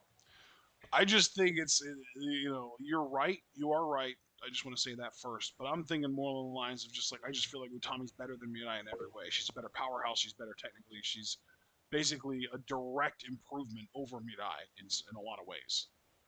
Yes. Holy shit, kid. We got to remember that not only was this a red belt outpost, it was in a major way an artist outpost.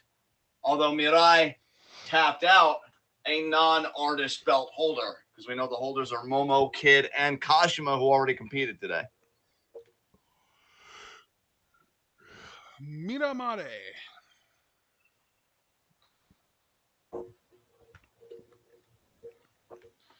Momo, that's not red, that's vermilion. Shuri has the red belt. You have the vermilion artist belt. Kid has the powder blue artist belt.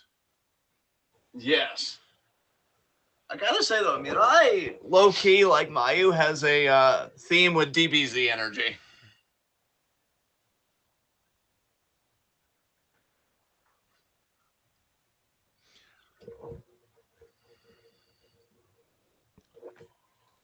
I like it.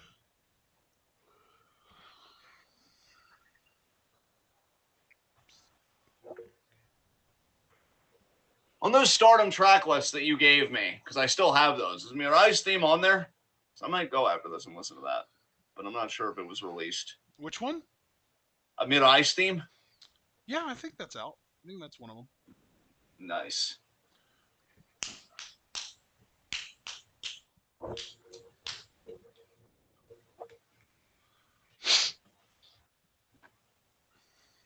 Everyone in Sendai, the city of trees, thank you for today.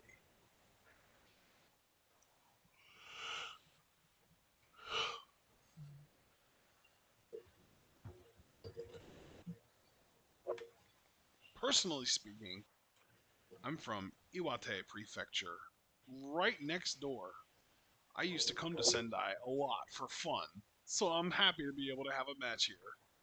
Yay! I like that they're letting Mirai talk more. It really does indicate how over she is. Yeah, dude, they're giving her, like, in line to be the next ace type booking. Bro, here's the thing, because I don't want to directly confront what you just said like a few moments ago. So I want everybody to pay attention to my words carefully. I really feel like she's so over she could be a future world champion. I used to only think the limit was the Wonder title. Yeah. I'm starting to reassess that with how fucking over she is. I agree with you. Now, dude. again- I fully agree with you. I don't think she'll beat Shirley for it, but I do think she is a future World of Stardom champion for sure. Because, dude, they're letting her be the talker for God's eye, and like it's Yep. Shirley's group. Yep. Like that's I insane. say I'm gonna say within the next 3 years she wins the World of Stardom title. I like that number. I'll co-sign with you on that number. Because yeah, dude, like the funny thing about Stardom is I think it's rare that you see somebody get less over. I feel like either they stay at the level of where they are or they just get more over. So I feel like Mirai, even if this is as over as she gets, that's really not bad. People really like her. The clap thing is over. Actually, that was one thing you didn't get to hear because you were AFK when we did the show yesterday. I had brought up that Mirai is even kind of a genius as far as like working a crowd because she knows that they can't yell or anything because they want to be courteous and not spread infection. So if they can clap, she made something that maximizes what they're able to do. And they love doing it with her. Like she's got a mind for this business. She's just gonna do it. She's gonna win the fucking world title. I can't believe it. Yep. And Oh, according to the man. prediction that you and I both just agreed on, she's gonna do it within the first 5 months of President Alexandria Ocasio-Cortez's tenure as president. We will see about all that. We will see about all that. Listen, man, I gotta have my wishful thinking. If I don't, I have nothing. That's a lot of wishing going on there, my man. I know, But I know. you are right. But no, I mean, because having you even said, bro, that you felt like, I feel like you even said it very recently. I just want to bring it full circle. That you felt like TJPW didn't really appreciate what they had in Mirai. No, And dude, like now, they really didn't. They like okay. Here, let me put it this way. You know who Suzume is, right? yeah, They were a tag team and they challenged for the tag titles once or twice. But that is the highest Mirai ever found herself on the card. and now like, and look, and this is just coming purely from me. The best reaction I've had to a TJPW show was, oh, that was good. And then other times I've been pretty underwhelmed by the product. Like I just feel like it's not my thing. So for Mirai to be underutilized by a place like that, where I find Stardom to be the superior product, and she's finding her main event voice and stride in Stardom, is fucking insane to me. Yeah. Like She debuted for TJPW in May of 2019. And her first opportunity at any championship was with Suzume as a tag team in September of 2020. So it took them like 17 or 16, I guess I should say, months to even give her an opportunity. And that was against Daydream, Miyu Watanabe, and Rika Tatsumi. And they lost, of course. And then she won, or no, she didn't actually. Her next title that she challenged for was the International Princess title, which, from the experience I have of watching TJPW, is lower on the card usually than the tag titles. They very much treat their tag titles like their semi-main event. Like that is, the tag titles in TJPW are the women's title in NXT. It always goes on semi-main before the world title. And the International Princess title usually only goes semi-main if the tag titles aren't being defended on that show. You know what I mean? So right, okay. Like, pecking order wise, the tag titles are more prestigious than the international title. International champion at the time was Kamiyu. You know who she is. Yes. But after that, literally, she only ever had one other title shot at the tag titles, and that was when Neo Bishiki-gun was holding it. So it was Saki-sama and May. And never got another title shot at anything. She never had a world title shot. She never made it very far. I don't think she ever even made it to like the finals of a Tokyo Princess Cup before. She lost pretty early in all those tournaments. They never like you could literally just pick any TJPW show out of 2020, 2021, and immediately she stands out because she's the one interacting with all of like the lower card girls like Palm and Neko and like Kakuta and like all of these lower card girls that are so very clearly not on her level as a performer, but she was stuck with them. They never really elevated her far above that. And like even Suzume, I like Suzume. She's a talented performer. She's probably like one of the best in TJPW that isn't in that like super elite group, like the Miyu, Yuka, Sakisama group. Mizuki, I would say, is maybe in that group too. She's close to that, but she's not there. She's really good, but she's not great. You know what I mean? Yeah. And like Suzume, I feel like belongs at the level that she's at right now, which is kind of like that upper mid card spot. But she and Mirai were always kind of booked on that level, and it always felt like Mirai should have been above that. Mirai should have been the powerhouse of the team. She should have been the more powerful one of the team. She should have been the one that was getting all the pins and never ate a pin and that kind of thing. But it just never seemed like they booked her that way. She was always, for some reason, like they always just didn't feel like they could pull the trigger with her. She was always just kind of on the cusp, but never really. Like it's so hard to explain. Basically, you could just watch her, and just by watching her, you felt like she was a main eventer. But when you looked at what TJPW was doing with her and how she was used, and like the actual circumstances of her, performing in TJPW, her presentation always felt more like that of like a mid carder at best. Yeah, yeah.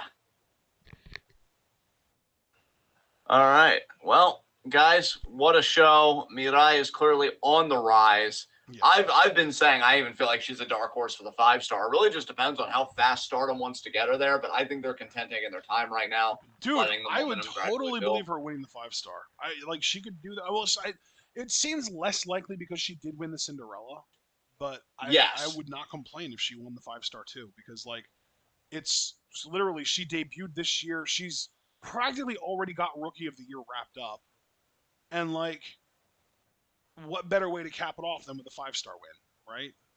Yeah, really. I do think, though, just kind of circle back to that, because she won the Cinderella and lost her bid, I think she's going to wrap up her business with the white belt first. But, I think she'll wrap up, well, quote unquote, wrap up her business with white belt by winning it in the in the final quarter of the year. I could see that. Absolutely. That's where it really is an interesting case of Mirai, because clearly the crowd is behind her. Yeah. And just, I just don't know where that all is going to come. Where it's going to come to a head, what the payoff's going to be. But I'm happy for her, man. I didn't think she'd get this over. I really didn't. And it's just been one of the pleasant surprises of the year. That's like my big thing is that like very early on in her TJPW career, you got the vibe of like, oh my God, she's the next big thing. Like if they let her, she could be a Princess of Princess champion within the first like year or two of her career there. And she was there for 2.5 years and never even got a shot at it, much less winning the damn thing. That's rough. Well, because that's the thing too, is like TJPW has actually shown a willingness to put the world title on relatively recent debuts. Like, who was it? You, right? Yeah, you. Here it is. You, was the name of a wrestler who debuted in TJPW. Let me see if I can find better info here. Here we go. She debuted in TJPW in December of 2015, right? Yeah.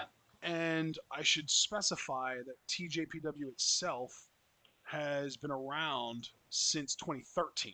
So it's not like she was just part of the first class and that's why she won the title early. But no, she debuted December of 2015. She won the title in September of 2016. She won that shit within her rookie year. Yeah. Damn. And yeah, and like again, the company had been around for 3 years at that point. It's not like they were this brand new startup. It's not like, oh, if they would have put, the World of Stardom Championship on like Mayu at the beginning of Stardom. No, it's not the same thing. It's basically if Mayu would have debuted in 2014 instead of 2011 and won the title in her first year. Like that's to me that's sending a message of like this person's special, this person's a big deal. You need to keep your eye on them. They're going to be a part of this company for a really long time. And I feel like they had an opportunity to send that exact message with Mirai, and they just never bothered. They just didn't see the same thing in her that I saw. Because, like, in my opinion, you could watch and just see that she had something special to her, just like the way she moved. Like, you know what it really is? It's the awesome Kong factor. Because, like, you've heard the Dutchman tell you shoot or whatever the fuck it was. It might have been a fantasy, a guest booker, where he talks about what makes Awesome Kong so great and makes her stand out is that you've got this lineup of all these girls that look relatively similar, and then there she is, and it's like, holy shit, right? Yeah, exactly. Mirai was that in TJPW when she debuted. She was immediately a standout because of her size and power, and that is just a style that was not represented in TJPW at all at the time. Like TJPW is like this cutesy idol promotion where you've got all of these, cute, adorable model type girls who care more about being cute and fun and lighthearted than they care about wrestling. And then in comes Mirai, and I mean, you know what she looks like. We've been watching her in Stardom now for this entire year, and she starts fucking lariating people's heads off. And yet, for some reason, not only can she not win most of her matches, which you would expect her to be able to do, given the surroundings, but she can't even like win a tournament to get a shot at a world title. It they just I feel like it was such a disconnect between her appearance and her presentation, you know? Yeah, I think that's the perfect way to say it. Like if you So look in again, yeah, WWE, you can get like a big guy in there and he can lose because everyone in WWE is big pretty much. And the people that aren't big are there because of the fact that they're so insanely technically skilled that they can beat big guys despite not being big. So like with WWE, you kind of get when a big guy comes in and doesn't immediately go on a tear and start winning every match. But in fucking TJPW, I feel like that's what you have to do with someone like that. Like you get someone like Mirai, like for TJPW specifically, Mirai was like a once in a generation prospect because TJPW doesn't attract that type of Joshi wrestler. So like the fact that they had her, that's the exact type of person you don't want to waste, and they went out of their way practically to waste her. yeah. Just glad to see Stardom isn't making that mistake. We'll see what the Yeah, future holds for her. I, But part of me wonders what would have happened if she started her career in like Sendai Girls or Marvelous instead of Tokyo Joshi. that would have been wild. I think Marvelous especially would have been wild. Right? Yeah. All right. I'm sorry. I keep talking when you're trying to do the outro, but if you want to go ahead. Yeah, no, yeah, it's fine. Yeah, guys, leave a like, subscribe, with the bell icon, check everything we're involved in the description box. We'll see you at 8 for Dynamite Live reactions. Ashton, take us home. All righty. Hope everyone enjoyed. Like the video. Do everything John just said. Follow us on Twitter and Twitch. And if you'd like to support us, you can also subscribe on Twitch, buy our merch on Spring, donate to our Patreon, and share this channel and this video with all your wrestling fan friends and let them in on the best kept secret in the YouTube and Twitch wrestling communities. We are TwitWow, and we are the workhorses of the YNTWCs, and we will be seeing you all again in an hour and 43 minutes now for our live reactions to Dynamite tonight. I heard, like you mentioned already, John, I just saw Meltzer tweeted it. 4 new matches will be added to the Forbidden Door card tonight. And, we already have the big Jericho and Suzuki-gun match set, but we're also going to be getting Jericho and Lance Archer specifically tonight, teaming up to take on Tanahashi and Moxley. So that should be a lot of fun. And there's a lot that I'm looking forward to. That being said, though, tomorrow we have more Stardom coming your way, and then Friday we have Rampage. So we hope that you're looking forward to that. And then, of course, Friday night, we will be previewing and predicting Forbidden Door, which we will then react to on Sunday. So we hope you're looking forward to all that. And most importantly, we hope that you're all able to remember to stay tuned.